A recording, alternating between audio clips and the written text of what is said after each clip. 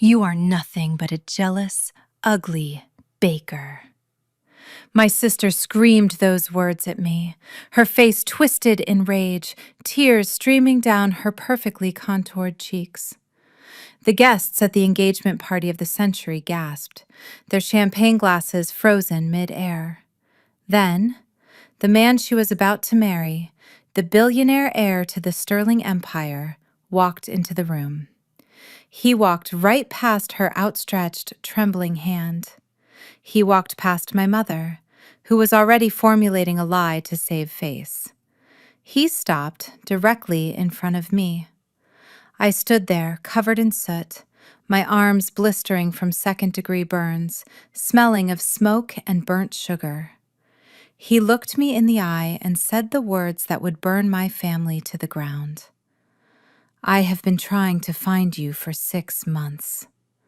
My mother went pale. My sister stopped crying instantly. Before I tell you how a simple cake toppled a dynasty, let me know where you are watching from in the comments. Hit like and subscribe if you have ever been the invisible one who held everything together while others took the credit. My name is Sophia, and at 32 years old, I was the family secret. To the elite circles of Atlanta, the Vance family was royalty. My mother, Renee, was the queen of philanthropy. My younger sister, Jasmine, was the princess, a lifestyle influencer with 2 million followers who preached about Black excellence and luxury living. And me. I was the stain they could not quite scrub away. I owned a crumbling bakery called Grandma's Oven in a forgotten part of town. I had flour under my fingernails instead of French manicures. I had burns on my forearms instead of diamond bracelets. But what nobody knew, not even my own family, was that the culinary genius they worshipped, the mysterious creator known only as the Ghost Alchemist, was me. It was supposed to be Jasmine's night, the engagement party that would cement her status as the future wife of Liam Sterling. The Sterling estate was a sprawling mansion that looked more like a museum than a home. I was not there as a guest. I was there as staff. My mother had made it very clear. "You are to stay in the kitchen, Sophia. Make sure the catering team does not mess up. And for God's sake, do not let Liam see you. You look like a servant, so act like one." I was in the back kitchen, putting the final touches on the 5-tier wedding cake. It was my masterpiece. A vanilla bean chiffon sponge with a passion fruit reduction, coated in a tempered chocolate glaze that shimmered like liquid gold. I had spent 72 hours on the sugar work alone, pulling sponge sugar into delicate orchids that looked so real you would expect them to have a scent. Jasmine breezed into the kitchen with her phone on a gimbal, live streaming to her fans. "Hey guys, just checking on the prep for the big reveal. Look at this dress. It is not easy being a bride-to-be." She spun around, her massive tulle skirt knocking into a tray of appetizers. She ignored it. Then, to get better lighting for her ring light, she yanked a cord out of the wall.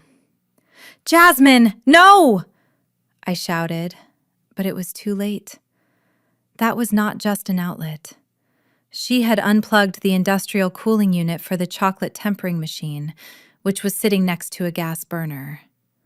The spark from the sudden voltage drop ignited the pressurized canister of cooking spray I had left on the counter. Boom! A wall of fire erupted between me and the door. The heat was instantaneous and suffocating. The fire suppression system failed. It always failed in this old wing of the house. Jasmine screamed, dropping her phone. She scrambled backward, tripping over her dress, crawling toward the exit. "Help! Someone help me! My dress!" She ran. She left me there. I looked at the fire. Then I looked at the cake. That cake was worth $15,000. But more importantly, it was the only thing standing between my mother and a lawsuit from the catering company. If this cake was ruined, they would blame me. They always blamed me. I did not think. I grabbed the heavy marble base of the cake stand. The metal rim was already searing hot. I felt the skin on my forearms sizzle as I lifted the 50-pound structure. The flames licked at my apron. I held my breath, squinting against the stinging smoke, and charged through the gap in the fire. I kicked the swinging doors open with my foot, bursting into the cool, air-conditioned hallway. I stumbled, my knees hitting the floor, but I kept the cake upright. The golden glaze was untouched. The sugar orchids were perfect. I collapsed against the wall, gasping for air, my lungs burning. I looked down at my arms. The skin was angry red, blistering rapidly. The pain was a dull roar that was quickly becoming a sharp scream. Jasmine was standing there, safe, checking her makeup in her phone camera. When she saw me, she did not ask if I was okay. She did not call a medic. "You idiot!" she shrieked.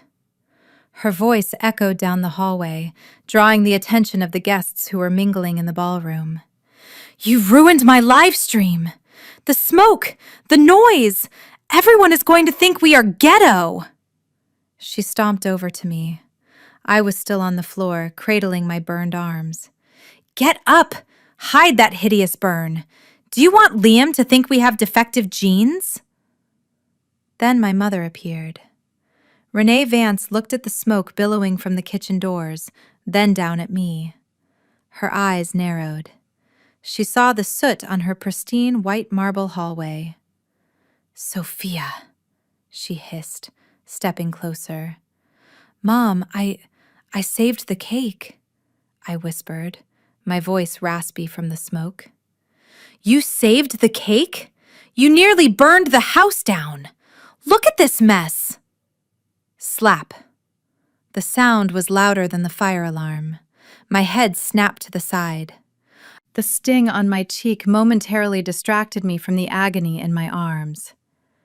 "Clean yourself up," Renee ordered, not a shred of maternal instinct in her body. "And take that cake into the ballroom. If anyone asks, Jasmine baked it. Do you understand?" Jasmine spent all week working on this. Do not you dare steal her spotlight just because you are jealous. Jealous. I looked up at them. Jasmine was already fixing her hair, composing herself. "Yes, jealous," Jasmine sneered. "You are just a baker, Sophia, a low-class, flour-covered nobody.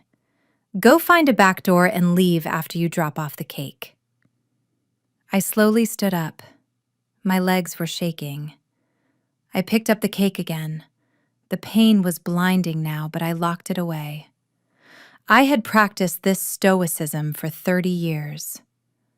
I walked into the ballroom. The room went silent. I must have looked like a specter. A woman in a singed apron, hair wild with static and soot, carrying the most beautiful cake anyone had ever seen. Jasmine ran ahead of me, clapping her hands. "Here it is, everyone! So sorry about the little smoke scare in the kitchen. I insisted on finishing the glazing myself and, well, things got a little heated. But art requires sacrifice, right?" The guests chuckled politely. They applauded her. They looked right through me as I set the cake down on the center table. "Oh, it is magnificent, Jasmine," someone said. "You have such talent." Thank you," Jasmine beamed, clinging to my mother's arm. "It is a family recipe." I turned to leave. I needed cold water. I needed to get away from these vampires before I screamed. That is when the double doors at the far end of the room opened. Liam Sterling walked in. He was different from the photos. The magazines made him look polished, approachable. In person, he was terrifying. He had the energy of a predator who had not eaten in days. He was 35, wearing a bespoke suit that cost more than my entire bakery. He did not smile. "Liam, darling, Jasmine cried out, rushing toward him, her arms open. "I was so worried. I was in the kitchen baking for you, and—" Liam did not break his stride. He did not even blink. He swerved around Jasmine as if she were a piece of furniture. He walked straight toward the cake. The room held its breath. Jasmine froze, her smile faltering. My mother took a nervous step forward. Liam stopped. He leaned in close to the cake, examining the sugar orchids. He took a deep breath, smelling the caramelized vanilla. Then he turned. He was looking at me. I was trying to shrink into the shadows, clutching my burned arms to my chest. I looked like a disaster. Wait. Liam's voice was deep, commanding. It cut through the murmurs of the crowd. I stopped. My heart hammered against my ribs. "Did you make this?" he asked, pointing at the cake. Jasmine laughed nervously, running to his side. "Oh, Liam, don't be silly. That is just Sophia. She is the help. She just carried it out for me." "I told you Quiet," Liam said. He did not shout, but the authority in his tone made Jasmine snap her mouth shut. He walked over to me. He was tall, towering over me. He looked down at my hands. He saw the angry red blisters rising on my skin. He saw the soot on my face. And then he looked into my eyes. The glazing technique. He said softly so only I could hear. The use of pectin instead of gelatin to maintain the shine under heat. The sugar pulled at exactly 310 degrees. I stared at him. How did he know that? That was my secret, my signature. "Who are you?" he asked. I am Sophia," I stammered. "No." He shook his head slowly. "I do not mean your name. I mean, who are you, really? Because I have tasted every dessert in New York, Paris, and Tokyo, and I have been trying to find the person who understands the chemistry of sugar like this for 6 months." He reached out, his hand hovering near my burned arm, not touching, but offering protection. I stepped back, terrified. My mother was glaring at me, her eyes promising punishment if I spoke the truth. Jasmine looked like she was about to faint. I am nobody," I whispered. "Just a baker." Liam smiled. It was a small, dangerous smile. "I do not think so, Sophia. I think you are the reason I am here." He turned back to the crowd, back to Jasmine, who was trembling with rage and confusion. "Jasmine," Liam said, his voice cold as ice, "you told me you baked this cake. You told me you spent the last 3 days in the kitchen perfecting the passion fruit reduction." Yes, of course I did," Jasmine lied, her voice high and pitchy. Liam reached into his pocket and pulled out a handkerchief. He gently took my hand, wrapping the cool silk around my burned wrist. "Then tell me, Jasmine," he said, not looking at her. "Why are this woman's hands burned from a sugar fire, while your hands smell like Chanel No. 5 and hand sanitizer?" The silence in the room was deafening. My mother gasped. Jasmine's mouth opened and closed like a fish. I looked at Liam. For the first time in my life, someone saw me. Not the servant, not the scapegoat, but me. And that was the moment I knew. This was not just an engagement party. This was a war zone, and I had just been handed a weapon. Jasmine's laugh was like shattering glass, sharp and artificial. She physically wedged herself between Liam and me, her manicured hand gripping his bicep as if she were staking a claim on a piece of property. "Liam, baby, you are confusing the poor girl. Look at her. She is terrified." She turned her gaze on me, her eyes hard and warning, though her lips were curved into a sweet, pitiful smile. Sophia is just my assistant, Liam. She washes the mixing bowls and preps the baking trays. I let her carry the cake out because, well, look at my dress. I could not risk getting fondant on $50,000 worth of custom silk. My heart hammered against my ribs. The lie was so bold, so effortless. I wanted to scream. I wanted to tell him that Jasmine did not know the difference between baking powder and baking soda. I wanted to tell him that she had spent the entire week getting spray tans and facials while I slaved over a hot oven until my fingers cramped. But I couldn't. My mother, Renee, had moved closer. She stood just behind Liam, her eyes boring into mine. It was a look I knew well. It was the look that meant punishment. It was the look that had silenced me for 30 years. Liam did not move away from Jasmine, but he did not look at her either. His eyes were still fixed on me, searching for something. He looked at the burn on my arm, then at the intricate sugar orchids on the cake, and finally at Jasmine's perfectly manicured, unblemished hands. "Is that so?" Liam asked, his voice neutral. He took a step back, creating space. "So, Jasmine, you are telling me that you understand the precise chemistry required to stabilize a passion fruit reduction at high heat?" Jasmine blinked. For a second, panic flickered behind her false eyelashes. She had no idea what he was talking about. But she recovered quickly, tossing her hair over her shoulder.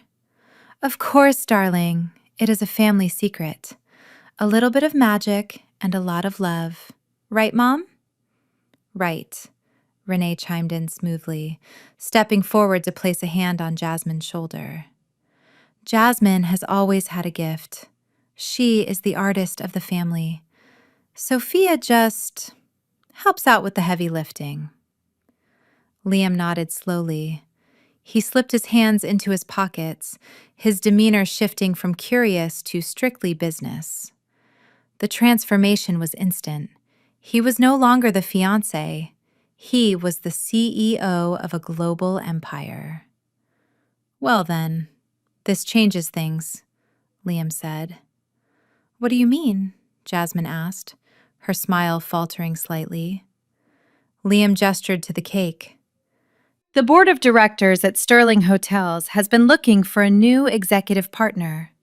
We want to revamp our entire dessert menu across 500 locations worldwide.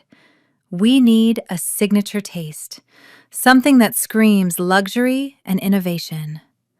He paused, letting the weight of his words settle over the room. "I have been interviewing Michelin star chefs for months, but none of them have impressed me. This cake, however, this is exactly what we are looking for." Jasmine's eyes widened. My mother actually stopped breathing for a second. "I am prepared to offer you a contract, Jasmine," Liam continued. "An exclusive partnership. $15 million for 5 years. $15 million. The number hung in the air like a guillotine blade. I felt the blood drain from my face. That kind of money could change everything. It could save Grandma's oven. It could fix the roof that leaked every time it rained. It could pay off the debts my mother had secretly racked up in my father's name. Jasmine let out a squeal that was entirely undignified. $15 million? Oh, Liam, that is amazing. Of course, I accept. Not so fast. Liam held up a hand. I do not sign contracts based on one cake. I need to be sure. Next Friday, I want you to present a full tasting menu to the board, 12 courses, high concept. If you can replicate the quality of this cake, the contract is yours. Next Friday? Jasmine's voice cracked. That is only 5 days away. Is that a problem? Liam raised an eyebrow. For a culinary genius like you, surely 5 days is plenty of time. No, no problem at all, Jasmine lied, her desperation seeping through. I will dazzle them, you will see. Good. Liam checked his watch. He glanced at me one last time, a strange, unreadable expression on his face. Then he turned and walked away, disappearing into the crowd of wealthy guests. As soon as he was gone, the air in the room shifted. The temperature seemed to drop 10 degrees. The smile vanished from Jasmine's face instantly. She grabbed my uninjured arm and dug her nails in. You need to fix this, she hissed. We are not discussing this here, my mother interrupted, her voice low and dangerous. She grabbed my other arm, right over the fresh burn. I gasped in pain, but she did not let go. She marched me out of the ballroom, through the service doors, and into the small, soundproof pantry off the main kitchen. She shoved me inside. I stumbled, hitting my hip against a metal shelf. Jasmine followed, slamming the door and locking it. Are you insane? Jasmine screamed at me. Why did you just stand there looking like a kicked puppy? You almost blew my cover. Me? I asked, incredulous. I stared at them, the pain in my arm throbbing in rhythm with my heartbeat.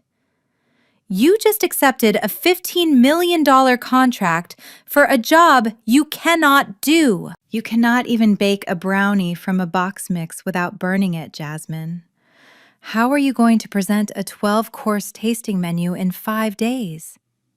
That is not my problem, Jasmine snapped. That is your problem. My problem?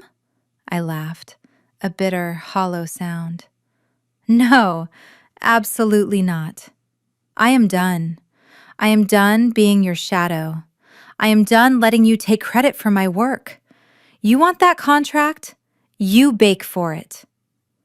I turned to the door, my hand reaching for the handle. If you walk out that door, Sophia, you will never step foot in Grandma's oven again. My mother's voice was calm, terrifyingly calm. I froze. I turned back slowly. What did you say? Renee pulled a folded document from her clutch. She unfolded it slowly, smoothing out the creases on top of a stack of canned tomatoes. It was a deed. The deed to the building that housed my bakery, my sanctuary, the only place in the world where I felt safe, the place my grandmother left me. You seem to forget, Sophia, my mother said, tapping a manicured nail on the paper. When Grandma died, she didn't leave the building to you. She left it to the family trust. And as the executor of the trust, I have the power to sell any assets I deem unprofitable. You wouldn't, I whispered. Grandma built that place with her bare hands. It was her legacy. Legacy doesn't pay for my country club membership, Renee sneered. I have a buyer lined up, Sophia, a developer. He wants to tear it down and build a parking lot for the new shopping center next door. He is offering cash. I can sign the papers tomorrow morning. Tears welled in my eyes, not from sadness, but from pure, white-hot rage. That bakery was my life. It was the only memory I had of the one person who had ever loved me unconditionally. You are a monster, I said, my voice shaking. I am a pragmatist, Renee shrugged. Here's the deal. You are going to go back to that kitchen. You are going to design the most spectacular tasting menu Atlanta has ever seen. You are going to bake day and night until your fingers bleed if you have to. And Jasmine is going to present it. And if I refuse? I asked. Then I sell the building at 9 a.m. tomorrow, Renee said. And not only that, I will make sure every bank in the city knows you are a liability. You will never get a loan to start over. You will be on the street, Sophia, with nothing but your flour and your pride." I looked at Jasmine. She was smirking, checking her reflection in the back of a spoon. She knew she had won. She always won. I looked at my mother. Her face was stone. She meant every word. I felt trapped. The walls of the pantry felt like they were closing in on me. I thought about Liam. I thought about the way he looked at me.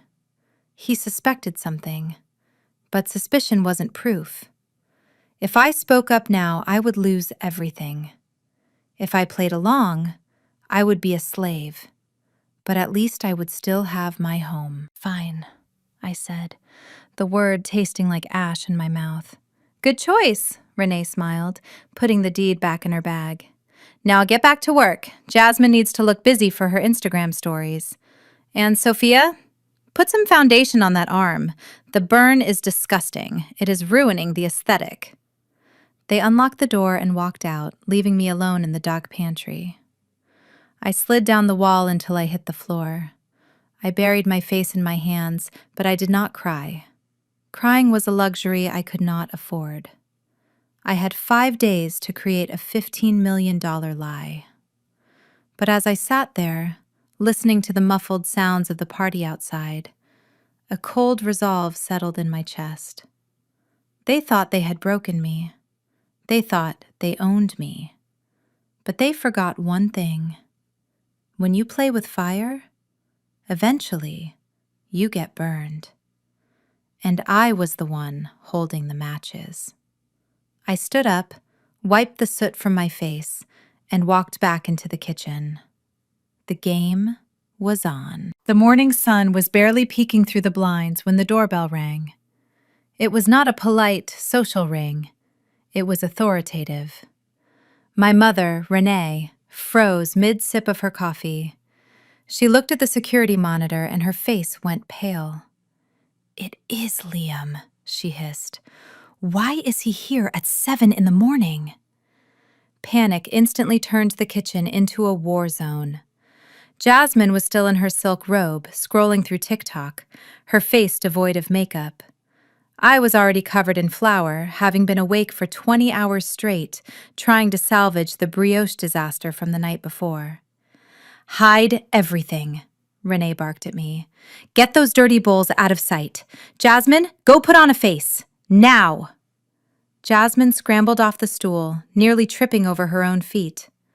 "What does he want? He said the tasting was Friday. I am not ready. I do not know what to say to him." My mother grabbed my arm, her nails digging into the fresh bandages. You are going to tell her what to say." She pulled a tiny, flesh-colored Bluetooth earpiece from her purse. It was the kind actors use on set.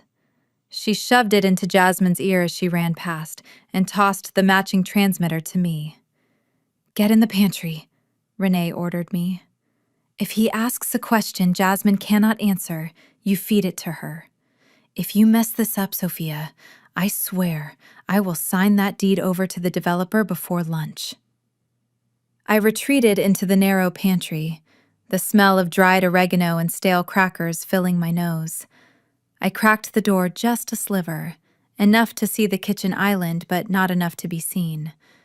I put the earpiece in. The static hiss was deafening in the small space. Liam walked in a moment later. He looked fresh, sharp, wearing a navy suit that made him look like he owned the oxygen in the room. He did not look like a man in love. He looked like an auditor. "Good morning," Liam said, his voice smooth but cold. Jasmine breezed back in, now wearing a casual but expensive cashmere lounge set. She had managed to apply lip gloss and concealer in record time. "Liam, darling, what a surprise. I was just meditating on the menu." "Meditating," Liam repeated, walking over to the marble island where I had left a tray of experimental tart shells. I hope you were meditating on the structural integrity of your pastry cream. I was looking over the preliminary sketches you sent, or rather the ones your mother emailed me. They were Jasmine's ideas, of course. Renee interjected quickly, pouring Liam a cup of coffee with a shaking hand. Right. Liam picked up a tart shell. He examined it with the scrutiny of a jeweler. I wanted to ask you about the caramelization technique for the croquembouche tower. In your notes, you mentioned a wet caramel method. Silence. I pressed the button on my transmitter. Tell him wet caramel crystallizes less, but takes longer to cook. Whisper it. Jasmine touched her ear nervously. Oh, well, wet caramel crystallizes less, but it, takes longer to cook. Liam nodded. Correct. But at what temperature do you stop the cooking process to ensure it doesn't become bitter amber? I whispered into the mic. 335 degrees Fahrenheit. Immediate ice bath. 335 degrees, Jasmine parroted, her smile tight. And then an immediate ice bath, obviously. Liam stared at her. He took a bite of the tart shell. The crunch echoed in the silent kitchen. Very precise. Most people pull it at 350, but that is too dark for my taste. Good answer. I let out a breath I didn't know I was holding. It was working. We were pulling off the impossible. Then, static. A high-pitched whine erupted in my ear. I winced, tearing the earpiece out for a second. The connection was failing. The thick walls of the pantry were interfering with the signal. I jammed it back in, desperate to hear. And for the mousse? Liam was asking. I assume you are using gelatin sheets? I pressed the button. Powdered gelatin, bloom strength, 160. Tell him sheets are too inconsistent for this humidity. Sophia? Sophia, I can't hear you. Jasmine's voice came through the feed, not meant for Liam, but she had mumbled it aloud. I panicked. I pressed the button harder. Powdered gelatin, 160, bloom. Say it. Jasmine looked at Liam, sweat beading on her forehead. Sheets? No, wait. Powder. Yes, powder. Because of the humidity? Liam raised an eyebrow. Humidity affects gelatin? That is a new theory. My heart stopped. Technically, humidity affected the meringue folded into the mousse, not the gelatin itself directly in the way I had phrased it quickly. I had simplified it too much, and Jasmine had delivered it clumsily. I mean, the meringue, Jasmine corrected herself quickly, seeing his expression. The humidity collapses the egg whites. Recovered, barely. Liam walked around the island. He was circling her like a shark. He stopped right in front of the pantry door. I held my breath. I could see the back of his expensive leather shoes through the crack. If he opened this door, he would find me sitting on a crate of onions with a transmitter in my hand. You know, Jasmine. Liam said, leaning back against the counter, crossing his arms. I have always admired chefs who understand the science. It is rare. Most people just follow a recipe. But to understand the why, that is talent. Thank you, Jasmine breathed, thinking she was in the clear. Let me ask you one last thing, Liam said, his tone casual, almost conversational. It is about the lemon curd filling for the third course. I strained to hear. The static was getting worse. I noticed you are using heavy cream in the curd, Liam continued. To prevent the acidity of the lemon juice from curdling the mixture, you are heating the cream to a boil before adding the citrus, right? I froze. No, that was wrong. That was dead wrong. If you boil cream and add lemon juice, you make ricotta cheese. It curdles instantly. You have to temper the eggs and butter, adding the juice slowly at a lower temperature. I slammed my finger on the button. No. Tell him no. That will curdle it. You never boil the cream with acid. Jasmine, say no.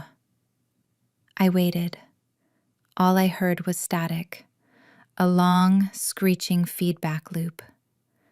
My battery light flickered red. The transmitter was dead. I tapped it frantically. Nothing. Jasmine stood there. She looked at the pantry door, her eyes wide with terror. She waited for my voice. She tapped her ear discreetly. Nothing. She had to guess. She looked at Liam. He was smiling at her, an encouraging, warm smile. A trap. Yes, Jasmine said, her voice confident now that she thought she had the answer. Absolutely. I boil the cream first. It stabilizes the proteins. That is the secret to a smooth curd. Time seemed to stop. My mother dropped a teaspoon. It clattered loudly against the saucer. Liam's smile did not waver, but his eyes changed. The warmth evaporated, replaced by a cold, sharp amusement. He stood up straight, brushing a speck of imaginary dust from his lapel. Interesting, he said softly. I have never heard of that technique.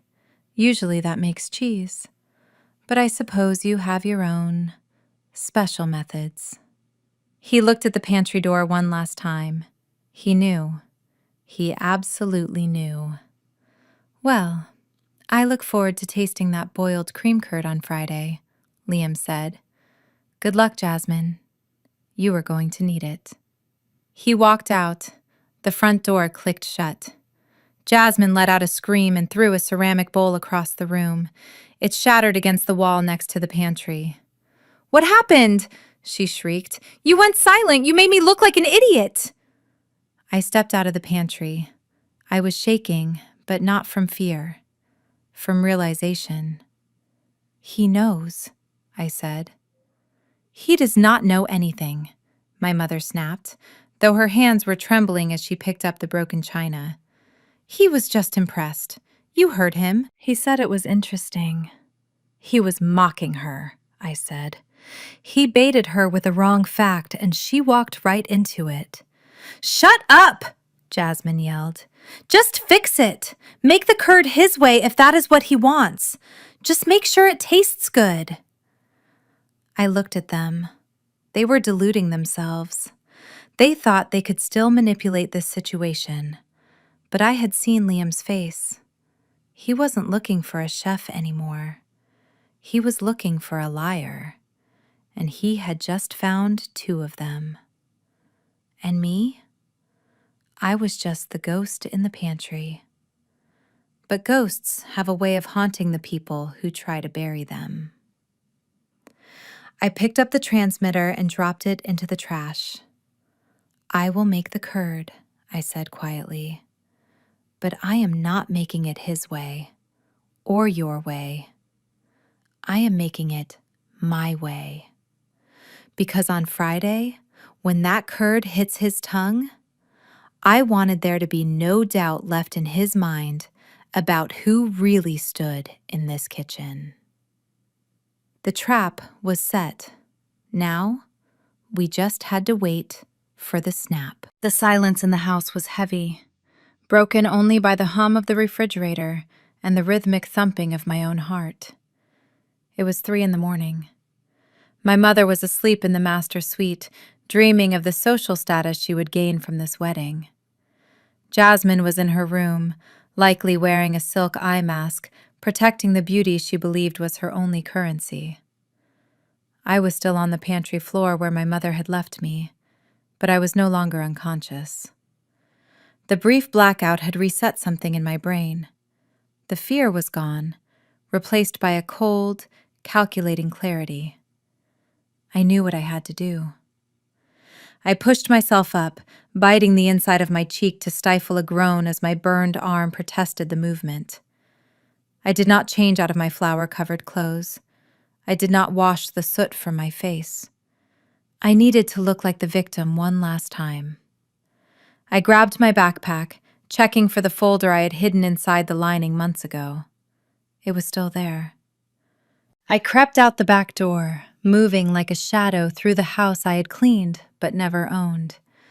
The night air was cool, a sharp contrast to the suffocating heat of the kitchen. My car, a beat-up sedan with peeling paint and a rattling engine, was parked down the street. It was my only possession, the only thing my name was actually on. I got in and drove, my hands gripping the wheel tight enough to make my knuckles white.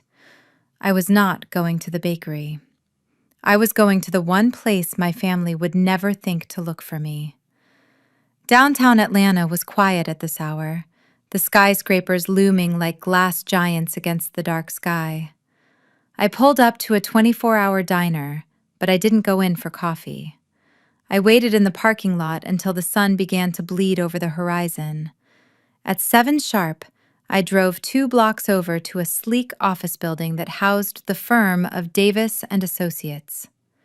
Mr. Davis was an intellectual property lawyer I had met years ago when he bought a birthday cake for his daughter. He had told me then that my recipes were unique, that I should protect them. I had laughed it off back then. I wasn't laughing now. I walked into the lobby. The security guard looked at my messy apron and burned arm with suspicion, but I flashed my ID and told him I had an appointment. I didn't, but Mr. Davis was an early riser. When I walked into his office, he was already at his desk, sipping espresso. He looked up, his eyes widening as he took in my appearance. Sophia. He stood up, buttoning his suit jacket. You look like you just walked out of a war zone. What happened? I did not have time for small talk. I sat down, wincing as my arm brushed the leather chair. I pulled the folder from my bag and slid it across the polished mahogany desk. I need you to execute the final stage of the Phoenix Protocol, I said, my voice steady. Mr. Davis opened the folder. He scanned the documents, his eyebrows rising. These are the patent filings for the chemical composition of your edible glass and the structural sponge technique. You filed the provisionals 6 months ago under the shell company Phoenix Culinary Solutions. Yes, I said. And today, I want to convert them to full utility patents. I also want to trademark the name The Ghost Alchemist. He looked at me over his glasses. Sophia, you know what this means. If you do this, and your sister uses these formulas for the Sterling contract, she will be committing federal intellectual property theft. The penalties are severe. I know, I said. That is the point. But the fees? Mr. Davis hesitated. To expedite this, to lock it down before Friday, it is going to cost $5,000, up front. I nodded. I expected that. I stood up and walked to the window, looking down at the street where my car was parked. It was the car I drove to culinary school. It was the car I slept in when my mother kicked me out for a week because I forgot to buy milk. It was my freedom. Give me an hour, I said.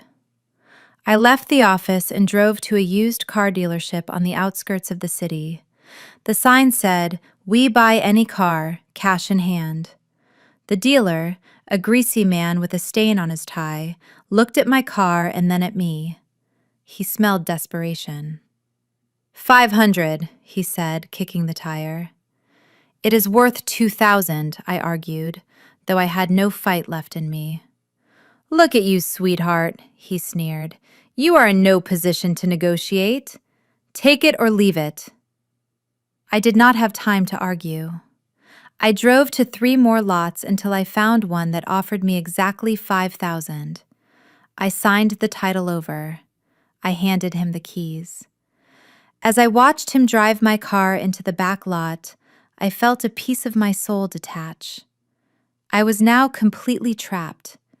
No vehicle, no escape route.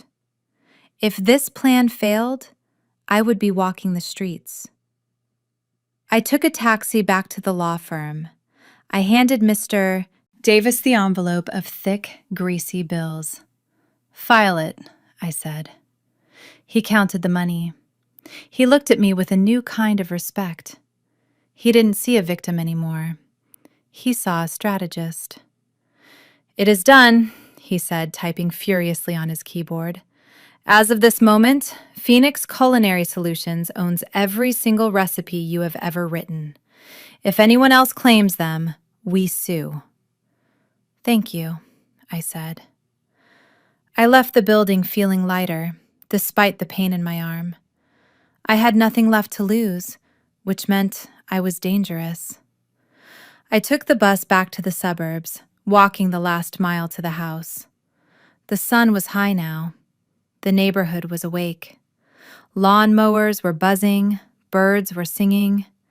It was a perfect facade of a morning. I walked up the driveway. My mother's car was gone. She was probably at the florist. That meant Jasmine was alone.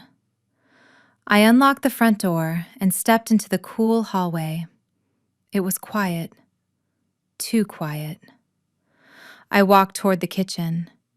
I needed to get back to the dough before it overproofed. I needed to pretend that I had just been out for a walk. But as I rounded the corner into the living room, I stopped. Jasmine was sitting on the white leather sofa. She was not wearing her silk robe. She was wearing jeans and a tank top. Her hair was pulled back tight, and across her lap, resting casually on her knees, was a metal baseball bat. She didn't look up when I entered. She just stared at the blank television screen. "Where were you?" she asked. Her voice was low, devoid of the usual whining tone. It was the voice of someone who sensed a threat. I went to the pharmacy," I lied. "For my arm." She turned her head slowly to look at me. Her eyes were bloodshot. She hadn't slept either. Liar. She stood up, the bat dragging against the floor with a metallic scrape. "I checked the pharmacy. They haven't seen you. And Mom checked the garage. Your car is gone." She took a step toward me, raising the bat slightly. "You went to see him, didn't you?" she accused, her voice rising to a shriek. "You went to see Liam. You went to tell him the truth. You went to sell me out to get your little revenge." "No, Jasmine." I backed up, my hands raising instinctively. "I didn't see Liam. I swear." "Don't lie to me!" She swung the bat, smashing a vase on the side table. Shattered porcelain flew across the room. "You are jealous. You have always been jealous. You want his money. You want my life. Well, you are not going to ruin this for me, Sophia. I will not let you." She advanced on me, the bat raised high. "Where is the money, Sophia?" she screamed. "You sold the car. I saw the title transfer notification on the family insurance app. You have cash. You are planning to run away, aren't you? You are going to leave me here with this menu I cannot cook." I hit the wall. There was nowhere left to run. "I am not running," I said, staring at the bat, realizing that for the first time, my sister wasn't just a brat. She was unhinged. "Good." She smiled, a terrified, manic grin. "Because you are not going anywhere until that tasting is done. And if you try to leave this house again, I won't just break your arm. I will break your hands so you can never bake again." She swung the bat into the wall next to my head, the drywall exploding in a cloud of white dust. "Now get in the kitchen," she whispered. "We have a contract to win." I looked at the hole in the wall. I looked at her. She thought she had trapped me. She thought fear would keep me in line. She didn't know that she had just threatened the owner of Phoenix Culinary Solutions. She didn't know that with every threat, she was just adding another zero to the settlement I would eventually extract from her. I walked past her, brushing the drywall dust off my shoulder. "Fine," I said without looking back. "Let's bake." Back in the kitchen, the air was thick with tension and the smell of caramelized sugar. I had been awake for nearly 40 hours. My body was running on adrenaline and hatred. The new batch of brioche was rising, And I was in the middle of tempering a massive slab of dark chocolate for the centerpieces. Jasmine was pacing back and forth, rehearsing the lies I had written for her on index cards. She looked perfect, of course. Her hair was blown out, her makeup was flawless, but her eyes were darting around like a trapped animal. Then the intercom buzzed. "He is here." My mother's voice crackled from the living room monitor. "Liam just pulled through the gate. He is 2 hours early." The color drained from Jasmine's face. "Early? He cannot be early. The chocolate isn't set. The kitchen is a mess. And her," she pointed a shaking finger at me, "she is still here." I looked down at my apron. It was stiff with dried dough and chocolate stains. My bandages were gray with soot and grime. I looked like exactly what I was, the person doing all the work. "Get out," Jasmine hissed, grabbing my arm. "You need to disappear. Now." I cannot leave. I argued, pulling away. "The chocolate is at 88 degrees. If I stop stirring now, it will bloom. It will look like chalk." "I do not care about the chocolate," Jasmine shrieked. "If Liam sees you looking like a zombie in my kitchen, he is going to ask questions. He is already suspicious, Sophia. You need to vanish." She looked around frantically. The pantry was too obvious. He had almost caught me there last time. The back door was locked and the key was in my mother's purse. There was nowhere to go. Then, her eyes landed on the heavy stainless steel door in the corner. The walk-in freezer. "In there," she commanded. "Are you crazy?" I stepped back. "It is minus 18 degrees in there, Jasmine. I am wearing a t-shirt." "It is just for 10 minutes, she lied, grabbing my shoulders and shoving me toward the heavy door. "Just until I get him settled in the living room with a drink. Then you can sneak out the back." "No!" I planted my feet. "I am not going in there." My mother rushed into the kitchen then. Why is she still here? Liam is parking the car. She is refusing to hide.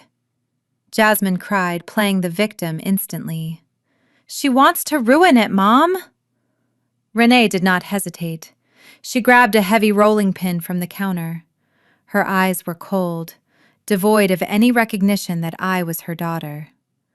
"Get in the freezer, Sophia, or so help me God, I will break your fingers myself and tell Liam you dropped a heavy box on them. You will never bake again." I looked at the rolling pin. I looked at the hatred in their eyes. They would do it. They were desperate enough to do it.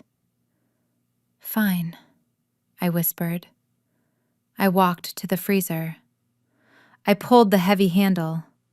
A blast of Arctic air hit me, instantly chilling the sweat on my skin. I stepped inside the metal box, surrounded by shelves of frozen berries, blocks of butter, and hanging sides of meat. "Just 10 minutes," Jasmine promised. She slammed the door shut. Darkness swallowed me. The only light came from the small, glowing red numbers on the temperature gauge above the door. Minus 18 Celsius, 0 degrees Fahrenheit. I heard the heavy click of the latch engaging from the outside. "Wait." I spun around. I pushed on the safety release handle. It didn't move. The safety release inside our freezer had been broken for years. We used a padlock hasp on the outside to keep it shut tight because the seal was old. Jasmine knew that. She had locked it. "Jasmine!" I pounded on the door. "Open this! The handle is broken!" Silence. I pressed my ear to the cold steel. I could hear muffled voices. The front door opening. Liam's deep baritone. Jasmine's high-pitched, fake laugh. They were not coming back in 10 minutes. The cold was not a slow creep. It was an assault. Within seconds, the sweat on my forehead turned to ice. My wet apron froze stiff, becoming a board against my chest. But the worst pain was in my arms. The burns, which had been throbbing with heat for days, suddenly screamed as the extreme cold hit the raw nerve endings. It felt like someone was flaying the skin off my bones all over again. I wrapped my arms around myself, shivering violently. My teeth began to chatter so hard I thought they would crack. 10 minutes passed, then 20.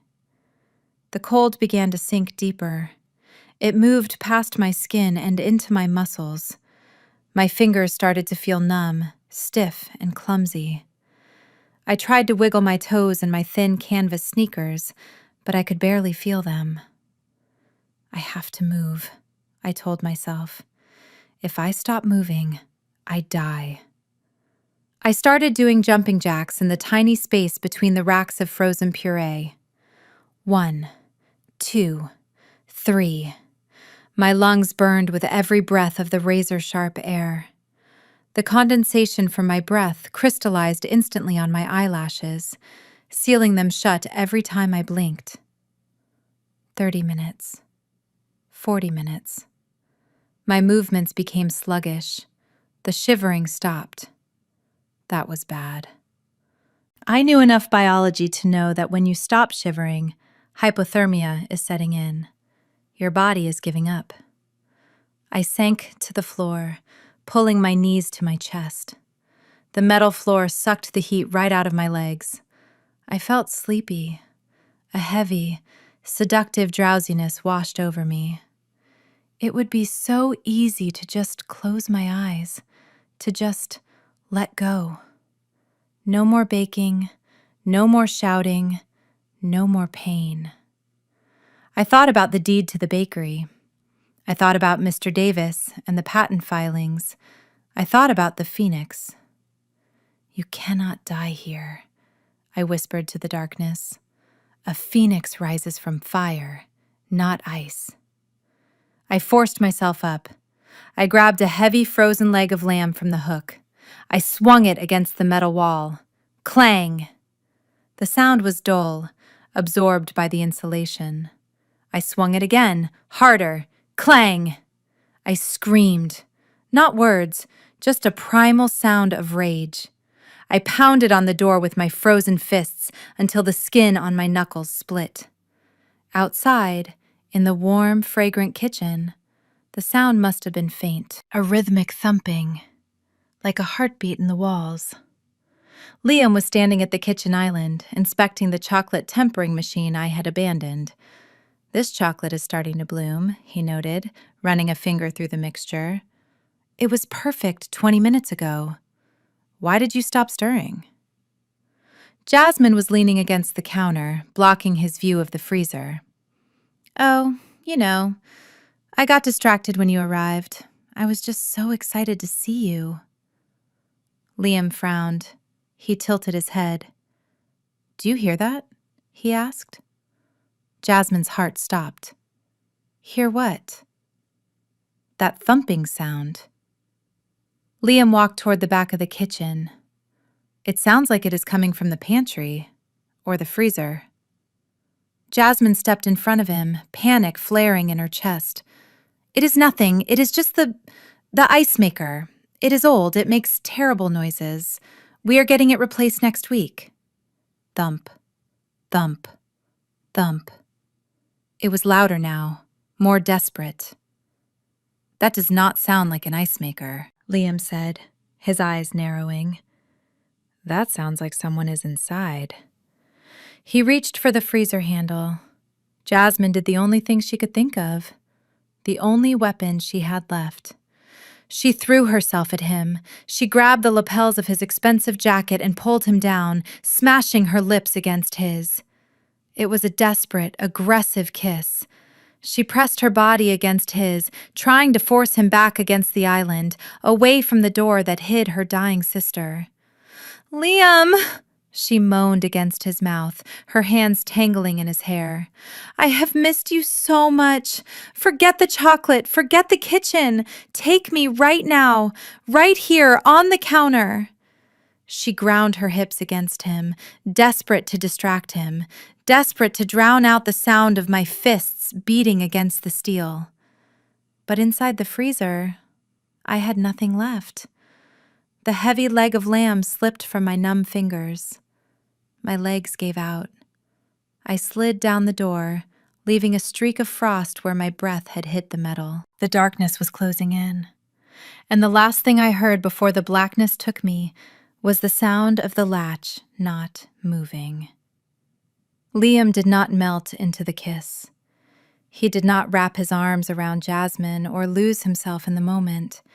Instead, he stood like a statue, his body rigid and unyielding against her desperate embrace. He placed his hands on her shoulders and firmly, deliberately, pushed her back. "Not now, Jasmine," he said. His voice was calm, but there was an edge to it that cut through the humid air of the kitchen. Jasmine stumbled back slightly, her chest heaving, her lipstick smeared. She looked up at him with wide, fearful eyes, trying to gauge if her distraction had worked. "But Liam, I missed you," she stammered, reaching for his hand again. "I am sure you did," Liam said, stepping around her. "But I am thirsty, and this ice maker seems to be causing quite a commotion. Let me take a look at it." "No!" Jasmine practically shrieked, jumping in front of him again. "Do not worry about it. I will get you a drink from the fridge. The ice maker is broken. It is leaking. You will ruin your shoes." Liam looked down at his shoes, then back at the heavy steel door of the walk-in freezer. The thumping had stopped. The silence was more terrifying than the noise. "Move, Jasmine," Liam said. It was not a request, it was a command. Jasmine froze. She had never heard him use that tone before. It was the tone he used in boardrooms right before he fired someone. She stepped aside, defeated, her hands trembling by her sides. Liam walked to the freezer. He gripped the heavy metal handle. He noticed the latch immediately. It was not stuck. It was not broken. It was locked from the outside. He didn't say a word. He just flipped the latch and hauled the door open. A cloud of white mist rolled out, heavy and cold, instantly dropping the temperature in the kitchen. As the fog cleared, Liam saw me. I was slumped against a shelf of frozen vegetables, my knees pulled to my chest, my head resting on my arms. My skin was a terrifying shade of pale blue. Ice crystals had formed on my eyelashes and in my hair. I was shaking so violently that my teeth were clicking together in a rhythmic, skeletal sound. "Sophia!" Liam dropped to his knees. The expensive fabric of his suit pants hit the dirty kitchen floor, but he didn't care. He reached out and touched my face. His hand felt like fire against my frozen skin. I blinked slowly, trying to focus. My vision was blurry. I thought I was hallucinating. I thought he was an angel coming to take me away. "Liam?" I whispered. My voice was barely a croak. "Oh my God," Jasmine said from the doorway, her voice thick with fake shock. "Sophia? What are you doing in there? I thought you went home hours ago." Liam did not look at her. He did not acknowledge her bad acting. He was busy unbuttoning his suit jacket. He stripped it off in one fluid motion and wrapped it around my shoulders. The silk lining was still warm from his body heat, and the scent of sandalwood and expensive cologne enveloped me, masking the smell of raw meat and freezer burn. He rubbed my arms vigorously, trying to generate friction, trying to bring the blood back to my surface. "You are freezing," he murmured, his eyes scanning my face with intense focus. "Can you stand?" I think so," I chattered. He helped me up. My legs felt like wooden stumps. I stumbled and he caught me, pulling me against his chest to steady me. For a moment, I just breathed in his warmth, feeling the solid, safe beat of his heart against my ear. He guided me out of the freezer and into the kitchen. The heat of the room hit me like a physical wall, making my skin prickle and burn as the blood rushed back into my capillaries.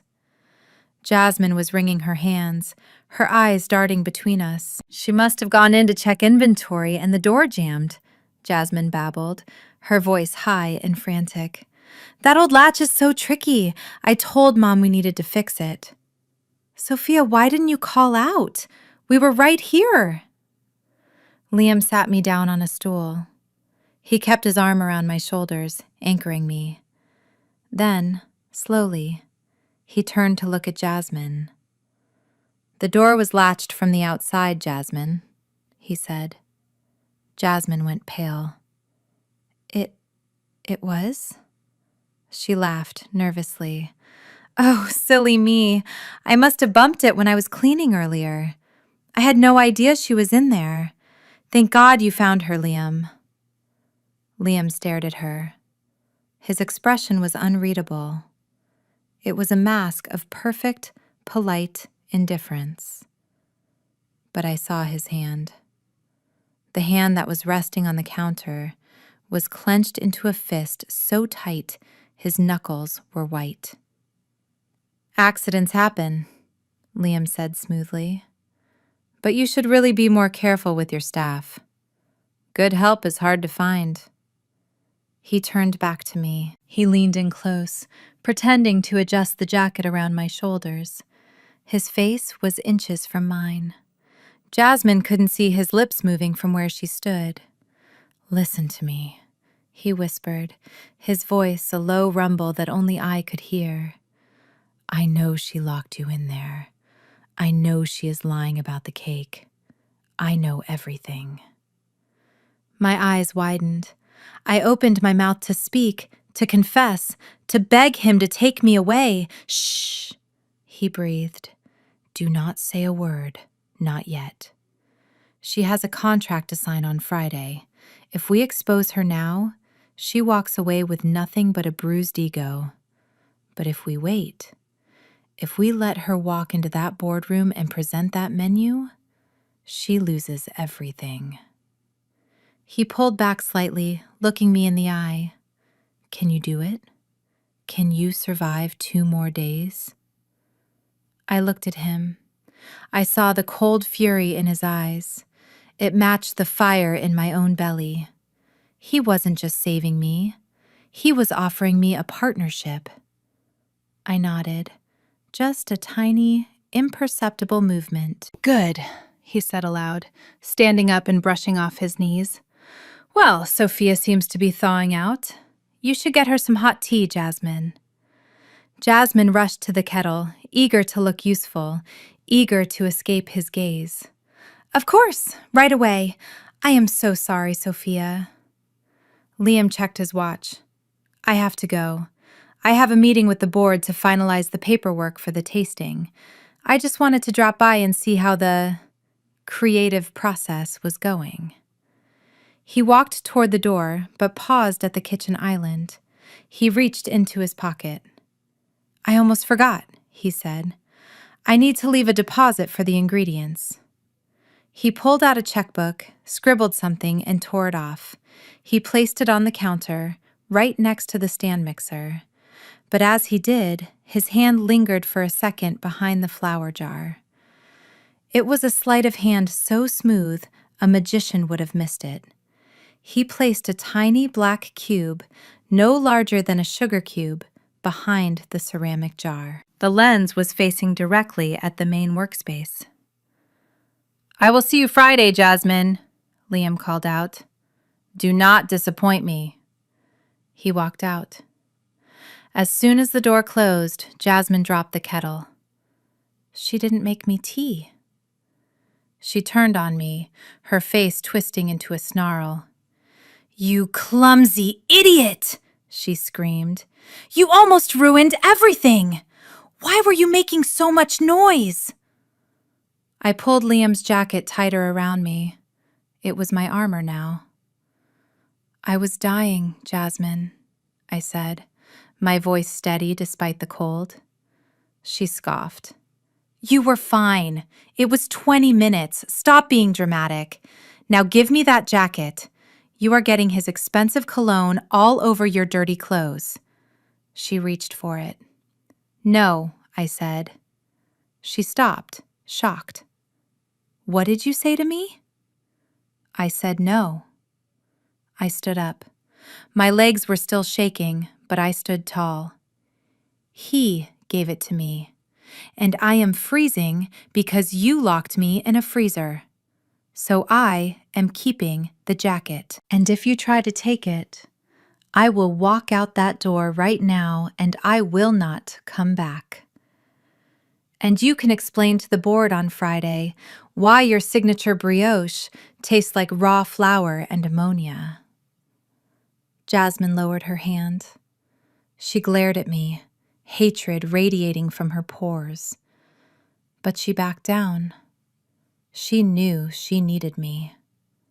"Fine," she spat. "Keep it. You look ridiculous anyway, like a beggar wearing a king's robe. Now get back to work. We have lost an hour because of your little stunt." I sat back down at the counter, wrapped in Liam's scent. I picked up the whisk.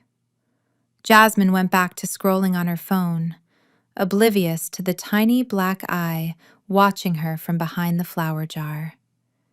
She thought she was the director of this show. She thought I was just a prop. She didn't realize the cameras were already rolling, and the final scene was going to be her destruction. I looked at the lens and gave a tiny, almost invisible smile. It was time to bake a masterpiece. I sat there for a long time, wrapping Liam's jacket tighter around my shoulders. The scent of sandalwood and expensive wool was a shield against the sterile cold of the kitchen. My fingers were still stiff, but the feeling was returning, bringing with it a sharp, prickling pain that felt like victory. I watched Jasmine in the reflection of the stainless steel oven door. She was back to being the star of her own imaginary show, humming a tune as she rearranged the fruit bowl for the 10th time, completely unbothered by the fact that she had nearly killed me less than an hour ago. That was the moment the last thread of familial loyalty snapped. For years, I had held on to a childish hope. A hope that if I just worked hard enough, if I just baked enough perfect cakes, if I just stayed quiet enough, my mother would look at me with the same adoration she gave Jasmine. I hoped that Jasmine would remember the nights I stayed up helping her with her homework, or the times I covered for her when she snuck out. But as I looked at her now, I realized that hope was a poison. It had kept me sick. It had kept me weak. I stood up. The movement was slow, deliberate. I wasn't just standing up from a stool. I was standing up from a lifetime of kneeling. "Where are you going?" Jasmine asked without looking up. "To the bathroom," I said, my voice raspy but steady. "Unless you want to lock me in there too?" She rolled her eyes. "Just hurry up. We still have the petit fours to finish." I walked out of the kitchen, down the hallway, and into the small guest bathroom. I locked the door. I turned on the faucet to mask any sound. Then I reached into the inside pocket of Liam's jacket. I wasn't looking for money or a love note. I was looking for a pen. I found a sleek silver fountain pen clipped to the lining. It felt heavy and expensive in my hand. I pulled a stack of index cards from my own pocket. These were the cue cards Jasmine needed for the presentation. She had demanded I write down every ingredient, every technique, every flavor profile so she could memorize them and sound like a genius. I looked at the blank white lines. This was it. This was the weapon. I began to write. For the first course, the lemon tart, I wrote down the ingredients exactly as Jasmine expected. Flour, butter, sugar, lemon zest. But then, for the thickening agent, instead of writing cornstarch, I wrote arrowroot powder. It looked the same, it tasted the same, but arrowroot breaks down when mixed with dairy at high heat. If she followed this instruction, the tart filling would turn into a watery soup the moment she sliced it. For the second course, the chocolate soufflé, I wrote down the temperature as 375 degrees, a perfect temperature for a cake, but death for a soufflé. At that heat, the outside would burn before the inside could rise. It would be a collapsed, charred mess. I wrote faster, my hand flying across the cards. I was not just writing recipes, I was writing a tragedy. A tragedy where Jasmine was the lead actress, and the stage was set for her humiliated exit. I created a second set of documents. These were not on index cards. I pulled a few sheets of folded paper from the back of my waistband. These were the draft contracts I had printed at the library days ago, before the freezer incident. They were agreements transferring ownership of specific recipes to Phoenix Culinary Solutions. I signed them with my own name, dating them for today. I folded them small, tiny squares of legal dynamite and tucked them into the hidden pocket of Liam's jacket.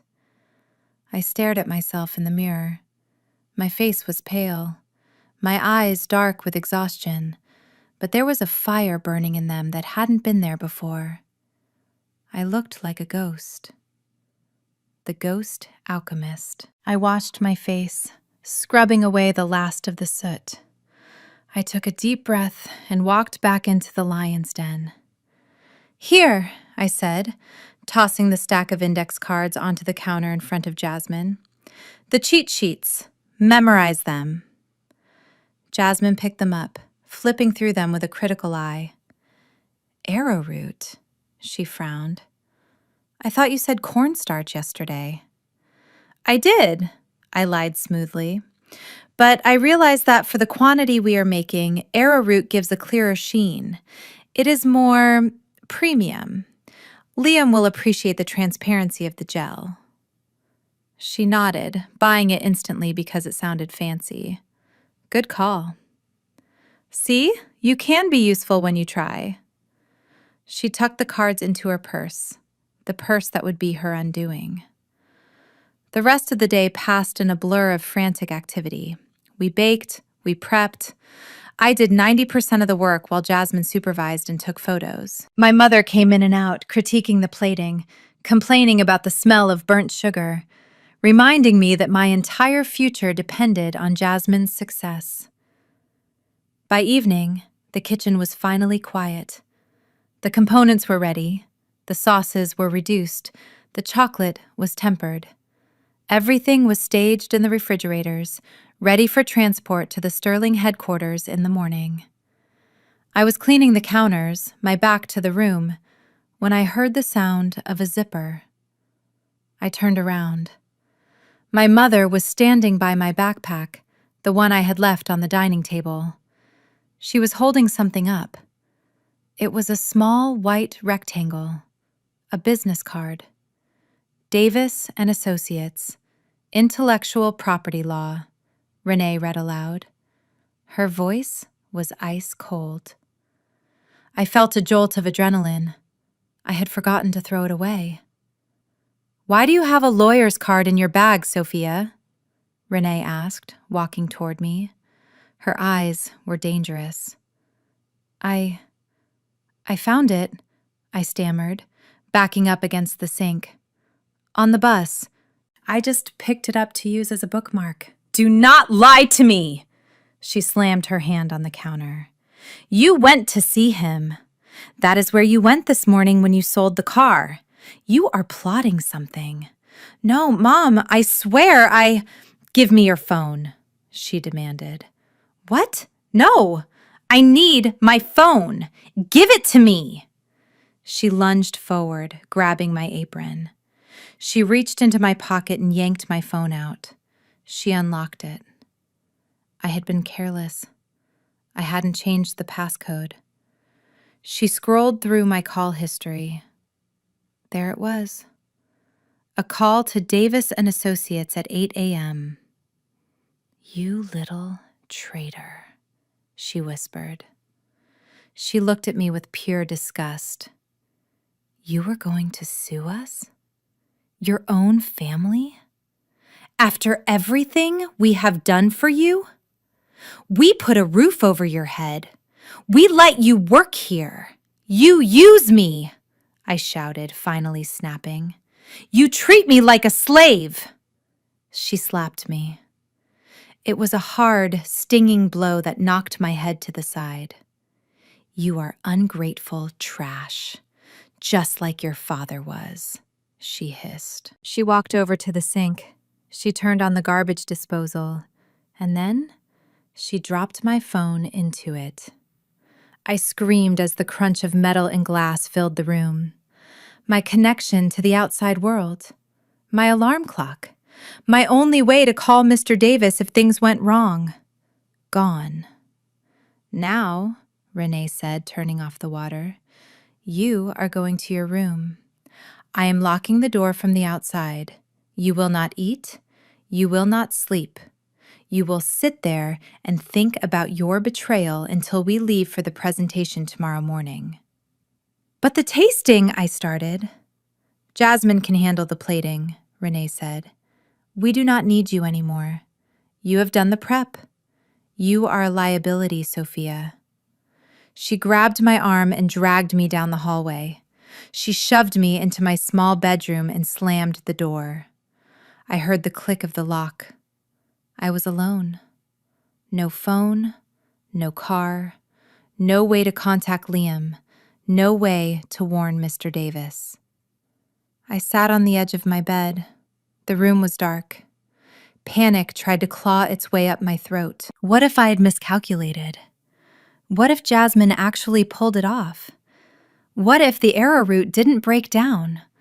What if Liam decided not to help? I looked at the jacket. I was still wearing it. I buried my face in the collar. Then I remembered the folded papers in the hidden pocket. The contracts. They were safe.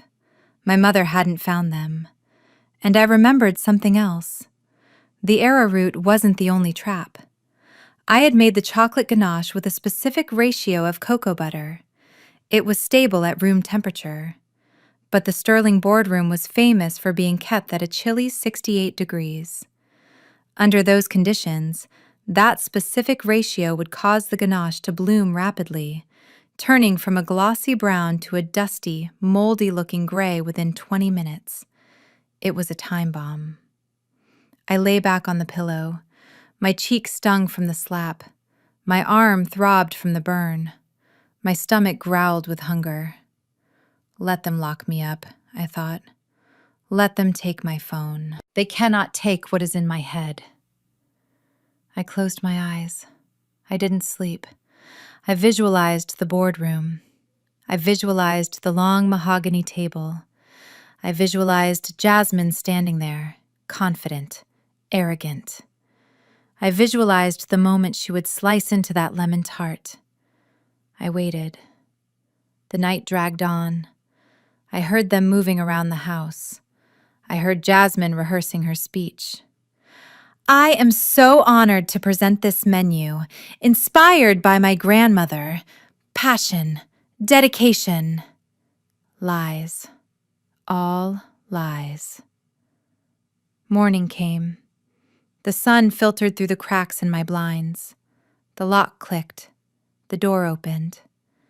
My mother stood there. She was dressed in a sharp navy suit, looking every bit the matriarch of a successful family. "Get up," she said. I stood up. "Go wash your face. Put on something decent. We are leaving in 10 minutes. "I thought you said I wasn't coming," I said. "Change of plans," she said, checking her reflection in my mirror. "Liam's assistant called the house line this morning. He specifically requested that the entire team be present. That includes you." A spark of hope ignited in my chest. Liam. He had done this. He knew they would try to leave me behind. And Sophia? Renee turned to me, her eyes narrowing. "If you make one wrong move, if you say one word out of turn, I will make sure you spend the rest of your life in a cell. Do not test me." I looked at her. I didn't say anything. I didn't need to. I walked to the closet. I put on my only clean outfit, a simple black dress and a pair of worn flats. I looked like a shadow, which was perfect. I walked out to the car. Jasmine was already in the back seat, surrounded by cooler bags containing my hard work. She looked nervous, but excited. "Ready to make history?" she asked, smirking at me. I looked at the cooler bags. Inside were the tarts that would liquefy, the soufflés that would collapse, the chocolate that would turn gray. "Yes," I said, climbing into the car. "I am ready." The drive to the city was silent. The Atlanta skyline rose up before us, a kingdom of glass and steel. We pulled up to the Sterling headquarters. It was massive, intimidating. Valets opened the doors. We stepped out. Jasmine strutted toward the entrance, my mother flanking her like a bodyguard. I followed behind, carrying the heaviest equipment box. Security stopped us at the front desk. "Name?" the guard asked. "Jasmine Vance, +2, Jasmine said, flipping her hair. "We are here for the board meeting." The guard checked his list. He frowned. "I see Jasmine Vance." "And Renee Vance." He looked up. "I do not see a Sophia Vance on the list." My mother turned to me, a cruel smile playing on her lips. "Oh, what a shame. It seems there was a mix-up." "Well, Sophia, you will just have to wait in the lobby. We cannot keep the board waiting." She reached for the equipment box I was holding. "I will take that." Panic surged. If I didn't get into that room, I couldn't trigger the trap. I couldn't reveal the truth. But the guard held up a hand. "Wait!" He tapped his screen. "I do have a special clearance request here for a Ms. Sophia." He looked at me. "It was added by the CEO's office 5 minutes ago. You are cleared for the executive elevator. In fact, you are requested to go up first." My mother's smile vanished. Jasmine looked confused. "Why would Liam want her up first?" Jasmine asked. The guard shrugged. "I just follow orders, ma'am. Ms. Sophia, if you will follow me." I looked at my mother. Her face was a mask of suspicion and fear. She knew something was wrong, but she couldn't make a scene in the lobby of Sterling Hotels. I handed the box to Jasmine. "You carry it," I said softly. "It is your menu after all." I walked past them toward the golden elevator doors. As the doors closed, separating me from them, I let out a breath. I was in. I was ascending, up, up, up, to the top floor, to the Judgment Day. The elevator dinged, the doors opened. I stepped into a hallway lined with expensive art. At the end of the hall, double mahogany doors stood closed. I walked toward them. My heart was pounding, but my hands were steady. I reached for the handle. This was it. No turning back. I pushed the doors open. The room was vast. A long table stretched down the center. 12 people in expensive suits turned to look at me. And at the head of the table sat Liam. He didn't smile. He just nodded once. "Welcome, Sophia," he said. "We have been waiting for you." I stepped inside. The Phoenix had arrived.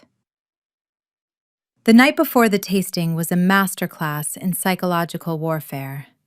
The air in the kitchen was so thick with tension, you could almost taste the metallic tang of anxiety mixed with the lingering scent of burnt caramel. My mother had finally unlocked my bedroom door, but only because Jasmine needed me. She needed the final piece of the puzzle, the showstopper, the dessert that was supposed to seal the $15 million deal. We called it Death by Chocolate. But as I sat at the kitchen island with a pen in my hand, I knew it was going to live up to its name in a way neither of them expected. Jasmine paced back and forth behind me, her heels clicking on the tile floor like a ticking clock. She was manic, fueled by diet pills and desperation. "Write it down," she snapped, tapping her long fingernails on the marble counter. "Every single step. And do not use those fancy culinary terms. Write it so a normal person can understand. I need to be able to explain it to the board as I am slicing it." I looked down at the blank white index card. This was it. The final trap. The Death by Chocolate was a delicate ecosystem of fats and proteins. It relied on a precise balance of acidity and alkalinity to hold its structure. It was a high-risk, high-reward cake. If baked perfectly, it was a dark, fudgy masterpiece that stood tall and proud. If the chemistry was off by even a fraction, it was a disaster. I started writing. I listed the ingredients faithfully at first. Valrhona 70% dark chocolate, unsalted butter, European style, espresso powder to deepen the flavor profile. Jasmine watched over my shoulder, reading aloud. "Okay, chocolate, butter, coffee. Got it. Keep going." Then I reached the leavening agents. This was the heart of the sabotage. In a cake this dense, you typically use a small amount of baking soda. The soda reacts with the acidity of the chocolate and the buttermilk to create a slow, steady rise. It builds a strong internal crumb structure that can support the weight of the ganache. But I did not write baking soda. Instead, I wrote 3 tablespoons of baking powder. To the untrained eye, it looked like a harmless substitution. Powder, soda, what is the difference? They are both white powders that make cakes rise, but chemically, they are enemies. Baking powder is a double-acting agent. It reacts once when it hits the liquid and again when it hits the heat. By increasing the amount to 3 tablespoons, I was essentially creating a chemical explosion. The cake would rise. Oh, it would rise beautifully. In the oven, it would puff up to an impressive height, looking light and airy. It would look perfect sitting on the display table. But inside? Inside, it would be a house of cards. The excessive gas bubbles would stretch the gluten network until it was paper thin. There would be no structural integrity. The moment a knife cut through the outer crust, the moment the surface tension was broken, the air would rush out.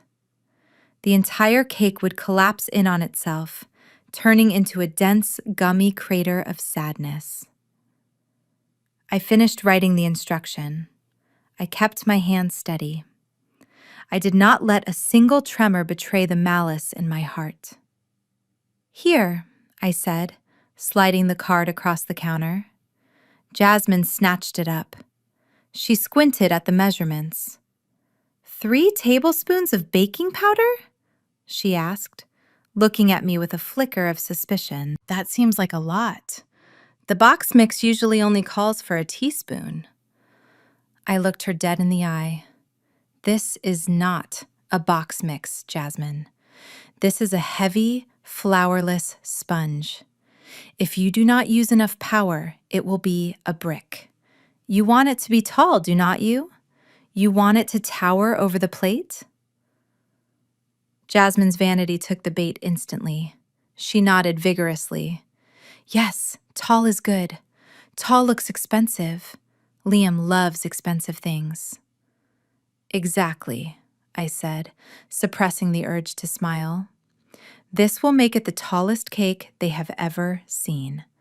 Just make sure you tell them that the height comes from your special aeration technique. I will, she said, clutching the card to her chest like it was a winning lottery ticket. She looked at the recipe one last time, memorizing the lie. God, I am going to look so good tomorrow. She walked over to the reflection in the oven door, posing with an imaginary knife. Ladies and gentlemen of the board, she practiced, her voice dripping with fake humility. I present to you the crown jewel of the Sterling menu. A cake that defies gravity, just like our prophets will. She laughed, a high, tinkling sound that grated on my nerves. She turned back to me, and the smile dropped from her face, replaced by a sneer of pure contempt. You know, Sophia, she said, walking slowly toward me, I almost feel sorry for you. Almost. She leaned in close, her expensive perfume choking me. After tomorrow, everything changes. Once I sign that contract, I am going to be a global brand. I will be traveling to Paris, Tokyo, Dubai. I will be the face of modern luxury. And you? She poked a finger into my chest, right over my heart. You will be nothing. Mom and I talked about it, she continued, her eyes gleaming with cruelty. We cannot have you hanging around the bakery anymore. You are a liability. You are depressing to look at with your burns and your tragic little attitude. It ruins the vibe. So, as soon as the ink is dry on that contract, you are out. She straightened up, crossing her arms. Pack your bags tonight, Sophia, because when we come back from the meeting tomorrow, I want you gone. No severance, no goodbye. Just gone. You can sleep under a bridge for all I care. You are not my sister anymore. You are just a stain I am finally scrubbing out. She laughed again, spun on her heel, and marched out of the kitchen, clutching the recipe that would destroy her life. I sat there in the silence of the kitchen. Her words hung in the air, heavy and poisonous. But they did not hurt me. Not anymore. Because she did not know that the bridge she was planning to burn was the only thing holding her up. I looked at the bag of baking powder on the counter. Goodbye, Jasmine, I whispered. I stood up and walked to my room. I did not pack my bags. I did not cry. I laid down on my bed and stared at the ceiling, waiting for the sun to rise. I was ready to be homeless. I was ready to be nothing. Because tomorrow, for one glorious, chaotic moment, I was going to watch the world burn. And I was going to be the one holding the match. The death by chocolate was set. The timer was ticking. And 0 hour was just a sunrise away. The air inside the Sterling boardroom was colder than the walk-in freezer had been. It was a dry, recycled cold that smelled of lemon polish and aggressive cologne. I sat in the leather chair that cost more than my entire culinary school tuition, positioned slightly back from the main table. I was the ghost in the room, the shadow that didn't belong. Yet I was the only one who knew that a bomb was about to go off. Liam sat at the head of the table, his face unreadable. He did not look at me. He did not acknowledge the secret glance we had shared in the elevator. He was in full CEO mode, tapping a gold pen against a stack of legal documents. 12 board members sat around the mahogany table. They were intimidating men and women with gray hair and sharp eyes, the kind of people who could ruin a company with a single vote. They whispered among themselves, checking their watches, impatient for the show to begin. They were expecting a prodigy. They were expecting the next big thing in global hospitality. Then, the double doors swung open. Jasmine made her entrance. And I had to admit, she knew how to make an entrance. She was wearing a cream-colored power suit that hugged her figure perfectly, paired with Louboutin heels that clicked rhythmically against the marble floor. Her hair was pulled back in a sleek, high ponytail, and her makeup was flawless, hiding the dark circles of a sleepless night. My mother walked a step behind her, carrying her purse like a dedicated manager, beaming with pride. "Gentlemen, ladies," Jasmine said, her voice smooth and practiced. "Thank you for having me." She walked to the front of the room, standing before the projection screen. She didn't look nervous. She looked radiant. It was the confidence of someone who truly believed her own lies. She believed she deserved this. She believed that because she looked the part, she was the part. Renee took a seat in the back row, right next to me. She didn't look at me, but she leaned in close, her whisper sharp as a razor.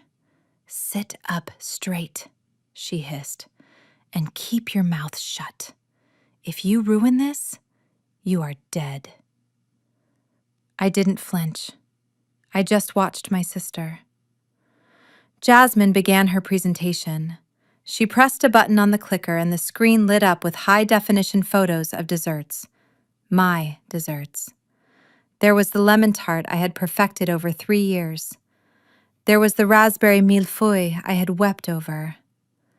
"When I think about pastry," Jasmine said, reciting the words I had written for her on the index cards, "I do not just think about sugar. I think about architecture. I think about emotion. Every bite should be a story." The board members stopped whispering. They leaned in. She was saying all the right things. "My grandmother taught me that baking is an act of love," Jasmine continued, placing a hand over her heart. "She told me that you cannot rush perfection. You have to listen to the ingredients. You have to respect the chemistry." I dug my fingernails into my palms. Those were my grandmother's words to me. Jasmine had never listened to Grandma. She used to complain that the kitchen was too hot and the flour ruined her clothes. Hearing her twist those memories into a sales pitch made my stomach turn. Liam watched her. He was leaning back in his chair, his fingers steepled under his chin. He looked impressed. Or maybe he was just a better actor than she was. Jasmine moved to the next slide. It showed the sketches of the new menu. "For Sterling Hotels, I wanted to create a menu that reflects your legacy," she said, her voice swelling with passion. "Classic but innovative, timeless but bold. I call it the golden standard." She finished her speech with a dazzling smile. There was a moment of silence, and then the board members began to applaud. It wasn't polite applause. It was genuine, enthusiastic applause. One of the older men nodded approvingly. "Very impressive, Ms. Vance," he said. "We have heard a lot of pitches, but your philosophy, it aligns perfectly with our brand." "Thank you," Jasmine beamed, giving a small, humble bow. My mother let out a breath beside me. She reached over and squeezed my knee hard. "See?" she whispered. "That is what star power looks like. Learn from her." Liam cleared his throat. The room went silent instantly. "A lovely speech, Jasmine," Liam said. "But at Sterling, we do not eat speeches. We eat results. He snapped his fingers. The side doors opened. 2 waiters in white gloves rolled in a silver cart. On top of the cart, under a glass dome, sat the masterpiece, The Death by Chocolate. It was magnificent. I had to give myself credit. Even with the sabotage baked into its DNA, it looked incredible. The excessive baking powder had done its job. The cake had risen to a majestic height, towering over the plate. I had glazed it with the unstable ganache just before we left the house, so it was still dark and glossy, reflecting the chandelier lights above. It looked like a dark monolith of pure indulgence. The board members murmured in appreciation. "My God, look at the height on that," one woman whispered. "It is like a sculpture," another said. Jasmine's eyes lit up. She walked over to the cart as the waiters lifted the glass dome. The smell of rich, dark chocolate filled the room, masking the chemical instability lurking beneath the surface. "This," Jasmine announced, gesturing to the cake like a magician revealing a tiger, "is the Death by Chocolate. It is a flourless sponge, aerated using a proprietary technique to achieve maximum lift without sacrificing density. It is topped with a 70% Valrhona ganache." She looked at Liam, daring him to challenge her. Liam stood up. He walked slowly around the table, his eyes fixed on the cake. He circled it like a predator. "Proprietary aeration technique," Liam repeated. "Fascinating." He stopped in front of the cart. He looked at Jasmine, then he looked past her, straight at me. For a second, his eyes locked onto mine. I saw a flicker of anticipation. He knew. Jasmine picked up a silver cake knife. "Shall I serve the board?" she asked, her hand hovering over the glossy surface. Liam reached out. He placed his hand over hers. "No," Liam said softly. Jasmine froze. "Why not?" "Because," Liam said, taking the knife from her hand, "a cake this expensive, a cake that is worth $15 million, deserves to be cut by the person signing the check." He held the knife up. The silver blade caught the light. It was sharp, heavy. "Allow me the honor," Liam said. He positioned the knife over the center of the cake. The board members held their breath, their forks ready. Jasmine smiled, confident, triumphant. She thought she had won. She thought the hard part was over. I watched the tip of the knife touch the glossy ganache. I counted down in my head. 3, 2, 1.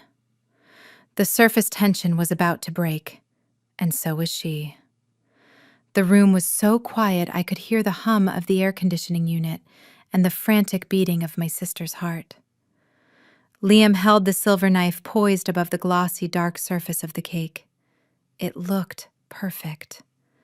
It reflected the crystal chandelier above like a black mirror.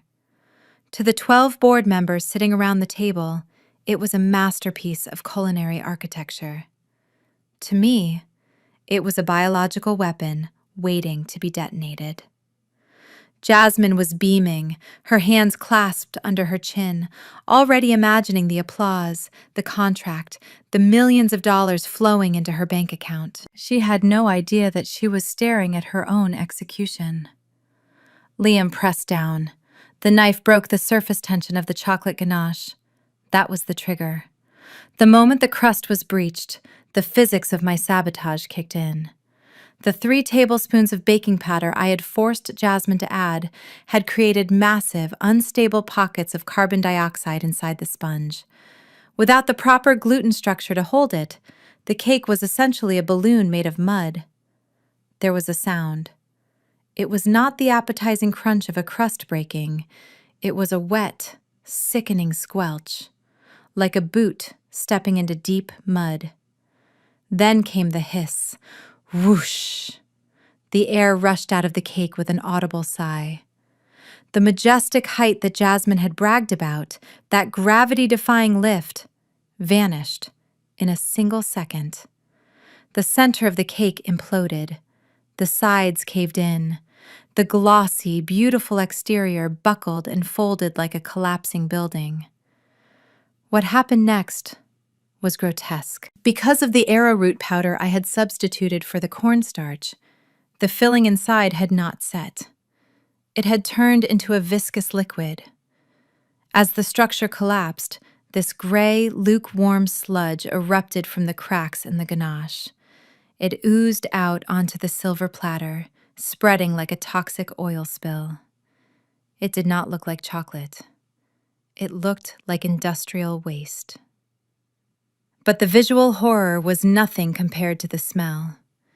The excessive baking powder, reacting with the heat and the lack of acid, had released a potent byproduct during the rapid collapse: ammonia. It hit the room like a physical slap, a sharp, stinging chemical stench that burned the nostrils and watered the eyes. It smelled like dirty cat litter and floor cleaner mixed with burnt sugar. A collective gasp went around the table, followed immediately by the sound of coughing. Oh my God.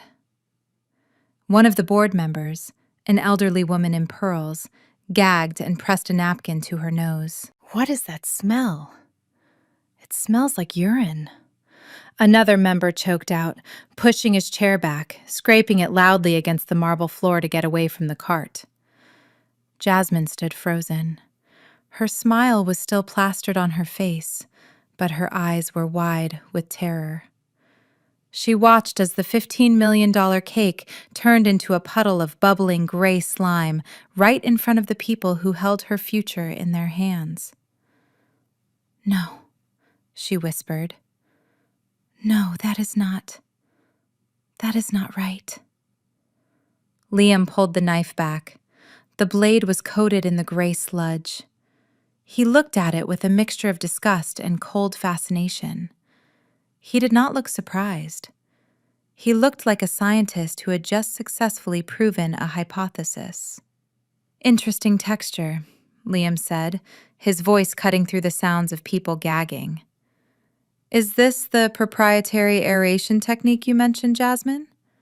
It seems to be breathing." Jasmine snapped out of her trance. Panic took the wheel. She did not look at the cake. She looked for a scapegoat. She looked at the waiters. "You!" she screamed, pointing a shaking finger at the young man who had rolled the cart in. "What did you do to it? You dropped it, didn't you? You shook the cart!" The waiter looked terrified. "Ma'am, I didn't touch it, I swear." "Liar!" Jasmine shrieked. She was losing control completely. Her carefully crafted persona of the elegant, sophisticated chef was dissolving faster than the cake. "It is the humidity in this room. It is too hot. Or the fridge. The hotel fridge must have malfunctioned.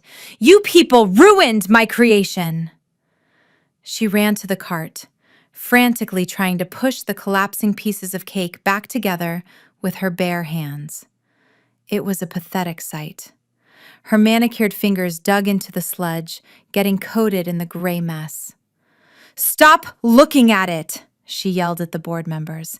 "It tastes fine. It is just the presentation. The flavor is still there. Here, try it." She grabbed a handful of the goop and held it out toward the elderly woman. "Get away from me!" The woman recoiled, looking at Jasmine as if she were insane. My mother, Renee, had turned the color of ash. She sank low in her chair, trying to make herself invisible. She knew. In that moment, she knew exactly what had happened. She looked over at me. I was sitting perfectly still. I did not smile. I did not frown. I just watched. I watched the monster they had created destroy herself. It was the most beautiful thing I had ever seen. Jasmine was sobbing now, scrubbing her sticky hands on her cream-colored suit, leaving brown and gray stains all over the expensive fabric. "Liam, please," she begged, turning to him. "This is sabotage! Someone tampered with the ingredients! It was the staff! I demand an investigation! I am a victim here!" She reached for Liam, trying to grab his arm with her dirty hands. Liam stepped back, avoiding her touch with a look of pure revulsion. He dropped the dirty knife onto the table. It clattered loudly, silencing Jasmine's hysterics for a brief second. "Sabotage." Liam repeated the word slowly. "You think someone sabotaged you, Jasmine?" "Yes, yes!"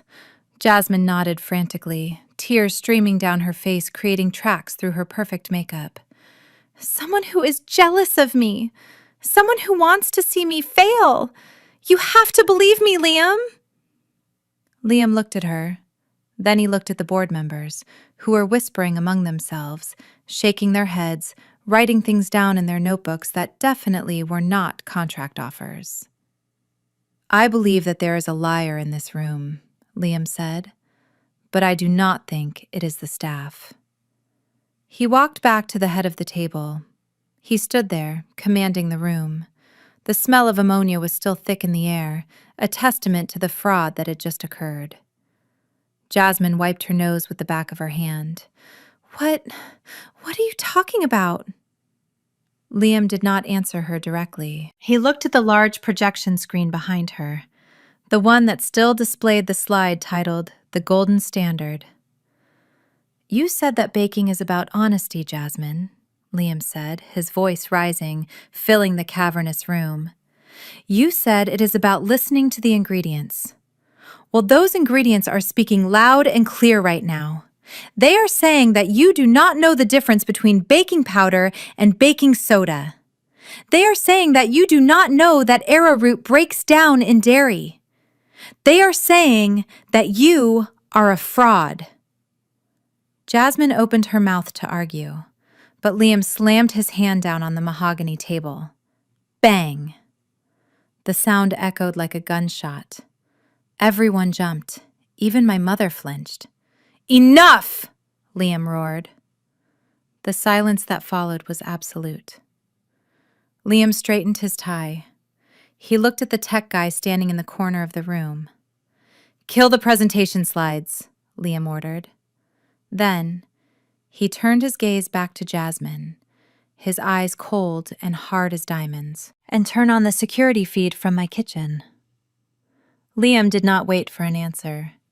He picked up a remote control from the table and pointed it at the wall. The screen flickered, the image of the disastrous cake vanishing, replaced by grainy but high-definition footage. The room went dead silent. The date stamp in the corner of the video showed it was from 3 days ago. It was the interior of the Sterling Estate kitchen.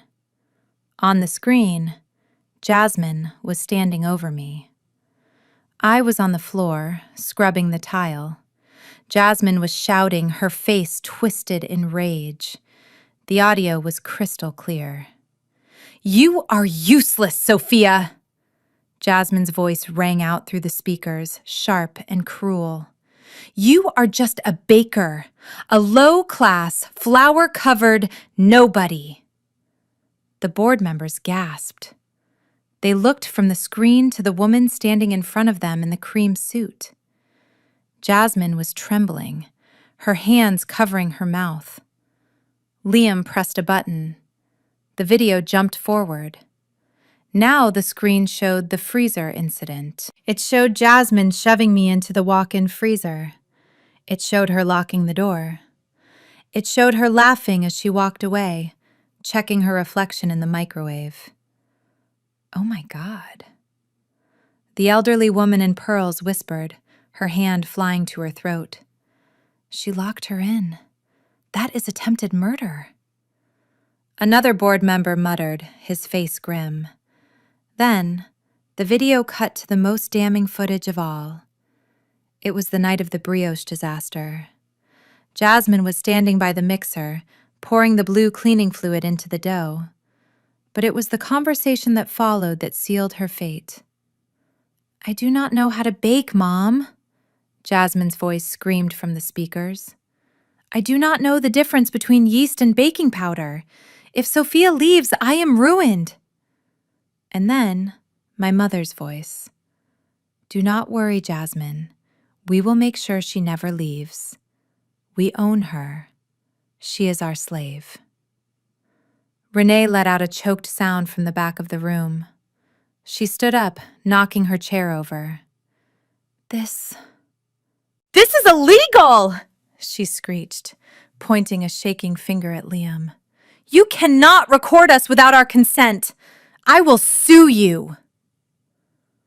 Liam didn't even look at her. He just kept his eyes on the screen. The video ended with a shot of me, sitting alone in the dark kitchen, bandaging my burns with duct tape because Jasmine had thrown away my first aid kit. The screen went black. Liam turned to the board. "This is the woman you were about to give $15 million to.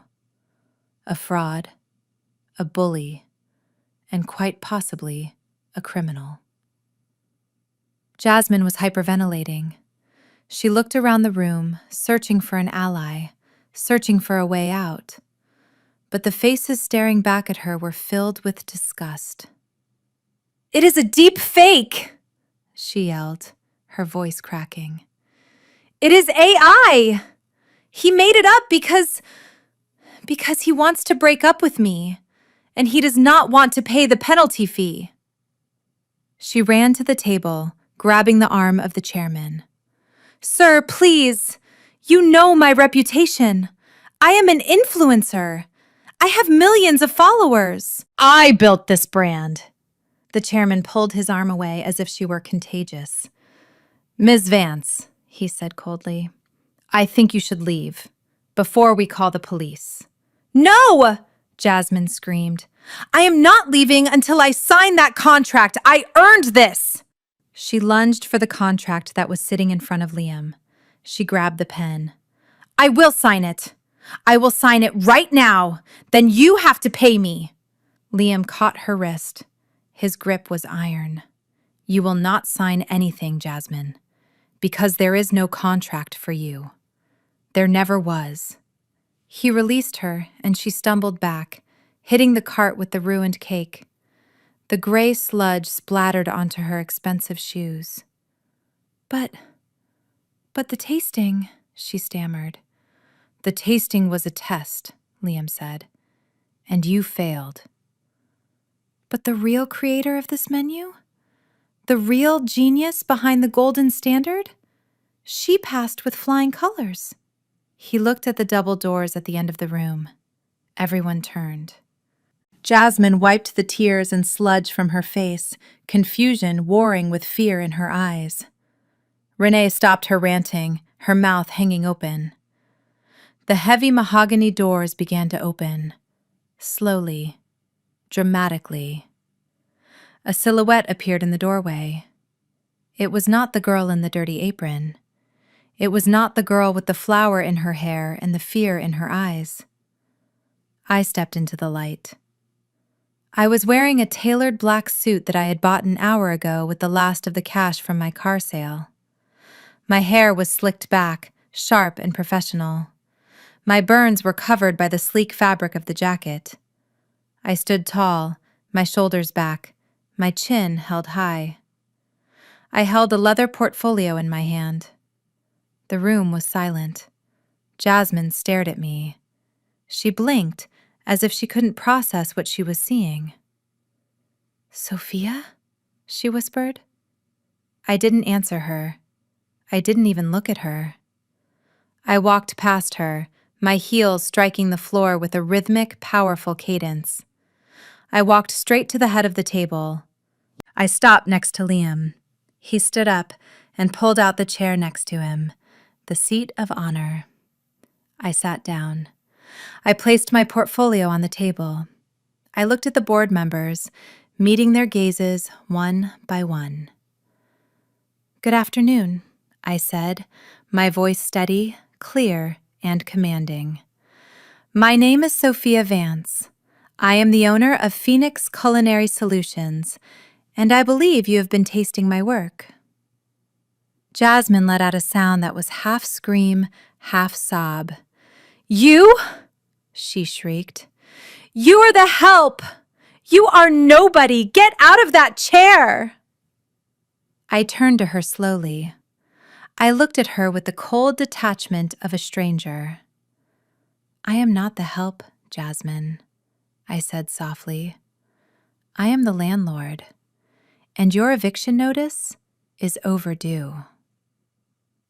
The silence that followed my declaration was absolute. It was the kind of silence that happens after a bomb detonates, before the ringing in your ears begins. Jasmine stared at me, her mouth opening and closing like a fish out of water. She looked from me to the board members, desperate for someone to laugh, for someone to tell her that this was just a cruel joke. But nobody was laughing. The men and women around the table were looking at me with a new expression. It was not pity. It was not dismissal. It was respect. You are insane, Jasmine finally sputtered, her voice trembling. You are having a breakdown, Sophia. Mom, call security. She is hallucinating. She thinks she owns a company. I did not move. I did not raise my voice. I simply gestured to the double doors. Mr. Davis, if you please. The doors opened again, and my lawyer, Mr. Davis, walked in. He was carrying a thick briefcase and wearing a suit that cost more than Jasmine's car. He didn't look at my mother or my sister. He walked straight to the table and placed a stack of documents in front of the chairman. Ladies and gentlemen of the board, Mr. Davis announced, his voice booming in the quiet room. My name is Alan Davis, senior partner at Davis & Associates. I represent Ms. Sophia Vance, the sole proprietor and CEO of Phoenix Culinary Solutions. Phoenix? Jasmine whispered, the color draining from her face. She looked at me, her eyes wide with horror. That is the company Liam has been talking about. The one with the patents. Correct, Mr. Davis said, opening a file. He pulled out a document with a gold seal. He held it up for the room to see. This is a federal utility patent for a proprietary chemical leavening process involving heat-stabilized sugar structures. It was filed 6 months ago by my client. He pulled out another document. This is the trademark registration for the brand identity, The Ghost Alchemist. And this, he said, dropping a heavy binder onto the table with a loud thud, is a cease and desist order against Ms. Jasmine Vance and Mrs. Renee Vance for the unauthorized use, theft, and attempted replication of my client's intellectual property. The chairman picked up the papers. He scanned them, his glasses sliding down his nose. He looked at Liam. Mr. Sterling, were you aware of this? Liam leaned back in his chair. He looked at Jasmine, who was now clinging to the edge of the table for support. I was, Liam said calmly. In fact, I have been in negotiations with Phoenix Culinary Solutions for weeks. But I needed to be sure. I needed to know if the person standing in front of me was the talent or just the thief. He stood up and walked over to Jasmine. She looked up at him, tears streaming down her face, ruining what was left of her makeup. Liam, please, she begged, reaching for his hand. I did it for us. I wanted to be worthy of you. I can learn. I can take classes. Just give me a chance. Liam looked down at her. His face was not angry. It was indifferent. It was the look you give to a stranger who has bumped into you on the street. There is no us, Jasmine, Liam said. I do not marry liabilities. And I certainly do not do business with frauds. The engagement is off. You can keep the ring. Consider it a severance package. Jasmine let out a wail that sounded more animal than human. She fell to her knees, grabbing the hem of his pants. No, you cannot do this. I am Jasmine Vance. I have 2 million followers. You will regret this. I will destroy you on social media. Liam signaled to the security guards who were standing by the door. Escort Ms. Vance out of the building, Liam ordered, and ensure she does not stop in the lobby. 2 large guards stepped forward. They grabbed Jasmine by her arms. She kicked and screamed, her heels scraping against the marble floor. Get off me! Do you know who I am? Mom! Do something! Help me! My mother, Renee, was pressed against the back wall. She looked at Jasmine being dragged away like a sack of trash. She looked at the board members who were watching the scene with distaste. She looked at Liam. And then she looked at me. She did not move to help her favorite daughter. She did not say a word. She just watched as Jasmine was hauled out of the double doors, her screams echoing down the hallway until they were cut off by the heavy thud of the doors closing. The room was quiet again. Liam turned to me. He smiled. It was the first genuine smile I had seen on his face all day. Miss Vance, he said, gesturing to the seat next to him. Shall we talk business? I sat down. Mr. Davis opened another file. The proposal is simple, Liam said, addressing the board. Sterling Hotels will acquire Phoenix Culinary Solutions for a cash sum of $25 million. In addition, Sophia Vance will come on board as the Global Creative Director of Food and Beverage, with a 5% equity stake in the hospitality division. $25 million. The number hung in the air. I kept my face neutral, but inside I was screaming. It was more than enough to buy the bakery back. It was enough to buy the whole block. It was freedom. The board members nodded. They were business people. They didn't care about the drama. They cared about the product. And they knew, having tasted the disastrous cake made by Jasmine, that the real value was sitting in front of them. Agreed, the chairman said. Mr. Davis slid the contract toward me. I picked up the pen. It was the same pen I had used to write the fake recipe for Jasmine. I signed my name, Sophia Vance. The ink looked black and permanent on the white paper. As I put the pen down, I felt a hand on my shoulder. I looked up. It was my mother. She had crept up behind me while I was signing. Her eyes were wet with tears. Not tears of sadness for Jasmine, tears of joy. Tears of greed. Sophia, baby, she whispered, her voice trembling with emotion. Oh, I knew it. I knew you were the special one. I always told your father you had a gift. She squeezed my shoulder, her fingers digging into the fabric of my new suit. 25 million, she breathed. We are going to be so rich. We can finally fix up the house. We can take that trip to Europe. I am so proud of you, honey. We did it. We really did it. I stood up slowly. I turned to face her. She was smiling. That same manipulative, charming smile she had used on me for 32 years. She thought she could pivot. She thought that because Jasmine had failed, she could just switch horses mid-race. She thought I was still the desperate little girl craving her approval. I looked her up and down. We? I asked. Yes, us, she said, reaching for my hand. We are a family, Sophia. Families stick together. I know I was hard on you, but it was only to push you to greatness.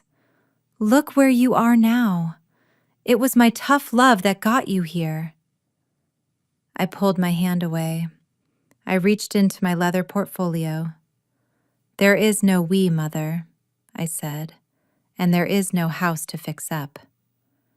I pulled out a single sheet of paper. It was a photocopy of a document I had found in her desk when I was looking for the deed to the bakery. "What is this?" she asked, her smile faltering. "This," I said, holding it up for Liam and the board to see, "is a loan agreement. Specifically, a high-interest private loan you took out 6 months ago." Renee went pale. Her eyes darted around the room. "Put that away," she hissed. "That is private financial business." "It is not private when you use the house as collateral," I said. "You forged Dad's signature, didn't you? You took out a second mortgage on the family home to fund Jasmine's lifestyle, to buy her followers, to pay for her trips." I had to," she stammered. "She is an investment. She was going to pay it back." "Well, she didn't," I said coldly, "and neither did you. I checked the bank records this morning. You have missed 4 payments. The bank initiated foreclosure proceedings yesterday." Renee grabbed the edge of the table. "No," she whispered. "That is impossible." "I have time." "You have no time," I said. "You have 24 hours. But you have money now." She grabbed my arm again, her nails clawing at me. "You have $25 million. You can pay it off. You can save the house. Sophia, please. It is your childhood home." I looked at her hand on my arm. I thought about the freezer. I thought about the burns. I thought about the years of being treated like a servant in that house. I looked her in the eye. "That house is not my home," I said. "It is just a building where I survived." I gently but firmly removed her hand from my arm. "And as for the money?" I leaned in close so only she could hear the venom in my voice. "That money belongs to Phoenix Culinary Solutions. And Phoenix does not invest in sinking ships." Renee stared at me. The realization hit her. She had lost both daughters.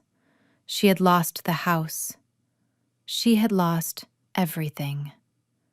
Liam stepped forward. "Mrs. Vance," he said, his voice polite but firm, "this is a private meeting for shareholders and partners. You are neither. Security is waiting to escort you to your car." My mother looked at me one last time. She opened her mouth to beg, to scream, to curse me. But she saw the look in my eyes. It was a wall of ice. There was no way through. She turned and walked away, a broken, defeated woman. I watched her go. I felt a weight lift off my chest, a weight I hadn't realized I was carrying since I was 5 years old. Liam turned to me. He held out his hand. "Ready to get to work, partner?" he asked. I took his hand. His grip was warm and solid. "I am ready," I said. "But before we start," I added, pulling one last document from my portfolio, "there is one loose end I need to tie up." I placed the paper on the table. It was the deed to Grandma's oven, the bakery my mother had threatened to sell. "The developer she was going to sell this to?" I asked. Liam glanced at the paper. "I know him," Liam said. "He is a subsidiary of Sterling." "Good," I said. "Tell him the sale is canceled. The owner has returned, and she is raising the rent." The fall of the House of Vance was not quiet. It was a spectacle, exactly the kind of public display my mother and sister had spent their entire lives trying to avoid. 2 days after the board meeting, the bank trucks arrived. The foreclosure process, accelerated by the discovery of the fraudulent loan documents I had exposed, was brutal and swift. I did not go there to watch. I did not need to see my mother crying as her vintage furniture was hauled out onto the lawn. I did not need to see Jasmine screaming at the repo men taking her leased luxury car. I heard about it, though. The neighbors, the ones Renee had looked down on for decades, saw everything. They whispered about it in the grocery store. They posted about it on neighborhood apps. The facade of perfection had not just cracked. It had shattered into a million humiliating pieces. Jasmine's downfall was even more public. Sterling Hotels did not just fire her. They made an example of her. The lawsuit filed against her for attempted fraud and breach of contract was headline news in the culinary world. But the real blow came from the very people she worshipped, her followers. When the footage of her in the kitchen, pouring cleaning fluid into the dough and admitting she couldn't bake, was leaked, not by me, but by an anonymous source inside the board meeting, the internet turned on her. The comments section, once her source of validation, became her prison. The hashtag #FakeChefJasmine trended for 3 days. She lost her brand deals. She lost her verified checkmark. She lost her identity. Last I heard, Jasmine is working at a cosmetics counter in a mall 3 towns over, wearing a name tag that she tries to hide whenever someone takes out a phone. She spends her days selling false hope in a bottle, which is ironic, considering that is all she ever really had to offer. She tried to call me once, a month ago. I didn't block the number. I just watched it ring until it stopped. That silence was my answer. That silence was my closure. My mother, Renee, fared no better. With the house gone and her credit score destroyed by the fraud investigation, she had nowhere to go. She had burned bridges with every relative who might have taken her in. Her high society friends, the ones she had prioritized over her own daughter, evaporated the moment the money ran out. She ended up in a state-assisted living facility on the south side of the city. It is clean, but it is not luxurious. There are no marble floors. There are no private chefs. She shares a room with a woman who hums constantly and watches game shows at full volume. I pay for her medication.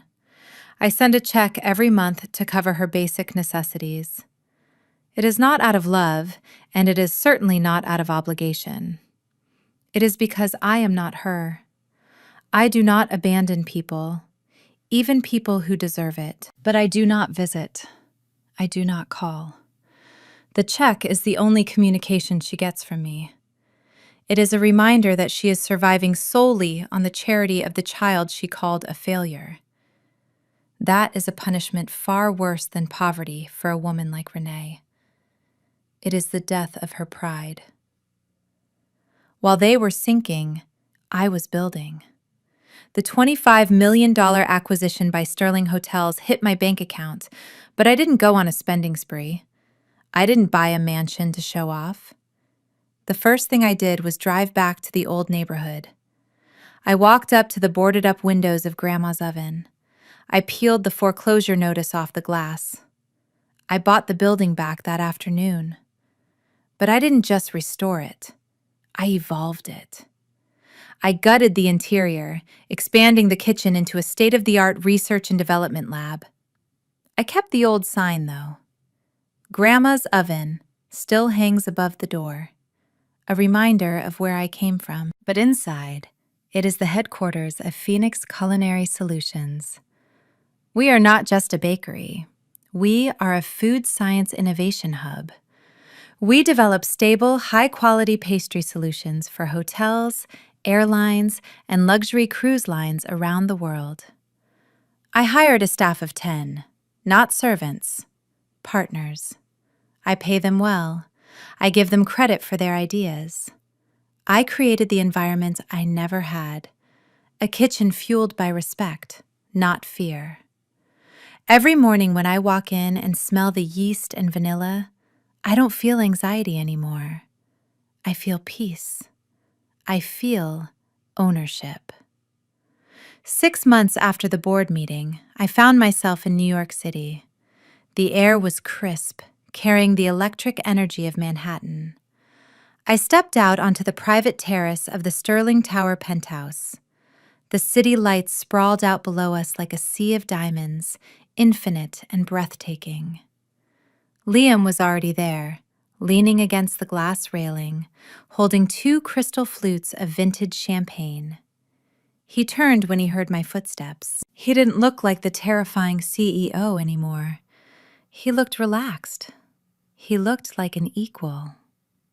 "You are late, Ms. Vance," he teased, turning to face me. "I am never late, Mr. Sterling," I replied, walking over to join him. "I was just reviewing the quarterly projections. The lemon tart expansion in the European market is up 40%. Liam chuckled, handing me a glass. "Always working. You know you can take a night off. We won." I took the glass, the bubbles catching the light of the skyline. I looked out at the city, thinking about the girl who used to cry in a pantry, thinking about the burns on my arms that had finally faded to pale white scars. "We did not just win, Liam," I said softly. "We survived." Liam's expression sobered. He clinked his glass against mine, a clear, sharp sound that rang out in the night air. "To the ones who underestimated us," he said. I looked him in the eye. There was no romance there, no cheesy declaration of undying love. It was something better. It was the profound, unshakable respect between 2 people who had seen the worst of each other's worlds and chosen to build something better. "To the ones who made us dangerous," I corrected him. We drank. The champagne was cold and dry, tasting of victory. I leaned against the railing, looking down at the millions of people below. Somewhere down there, people were fighting their own battles. Somewhere, a girl was being told she wasn't enough. Somewhere, a sister was stealing credit. Somewhere, a mother was choosing a favorite. If you are watching this, and you feel like you are trapped in that darkness, listen to me. They want you to break. They want you to scream. They want you to become bitter so they can point a finger and say, "See, she is crazy." Do not give them that satisfaction. Your worth is not defined by how they treat you. It is defined by what you can create when they are not looking. Keep your head down. Sharpen your skills. Build your exit strategy in the silence. Let them think they are winning. Let them think you are weak. Let them lock you in the freezer, because the cold preserves you. The pressure hardens you. And when the door finally opens, you won't just walk out. You will rise. My name is Sophia Vance. I was the scapegoat. I was the shadow. Now, I am the ghost alchemist. And this is just the first course. Thank you for listening to my story. If you have ever had to build your own empire from the ashes of betrayal, tell me about it in the comments. Hit like and subscribe, because the best revenge isn't just surviving. It is thriving so loudly they have no choice but to watch. Stay strong, stay patient, and never, ever let them see you bleed. This journey taught me that true power is not about screaming the loudest. It is about building in silence while others make noise. My family tried to define me by my scars, but they forgot that pressure creates diamonds. I learned that you do not need to burn bridges with anger. Sometimes, you just need to let the toxic people in your life light the match themselves. Your worth is never determined by those who cannot see your value. It is defined by the skills you sharpen in the dark and the resilience you forge when the world tries to freeze you out. If you have ever had to work twice as hard to get half the respect, Hit that like button and subscribe for more stories of justice served. Share this video with someone who needs to remember that their time to rise is coming.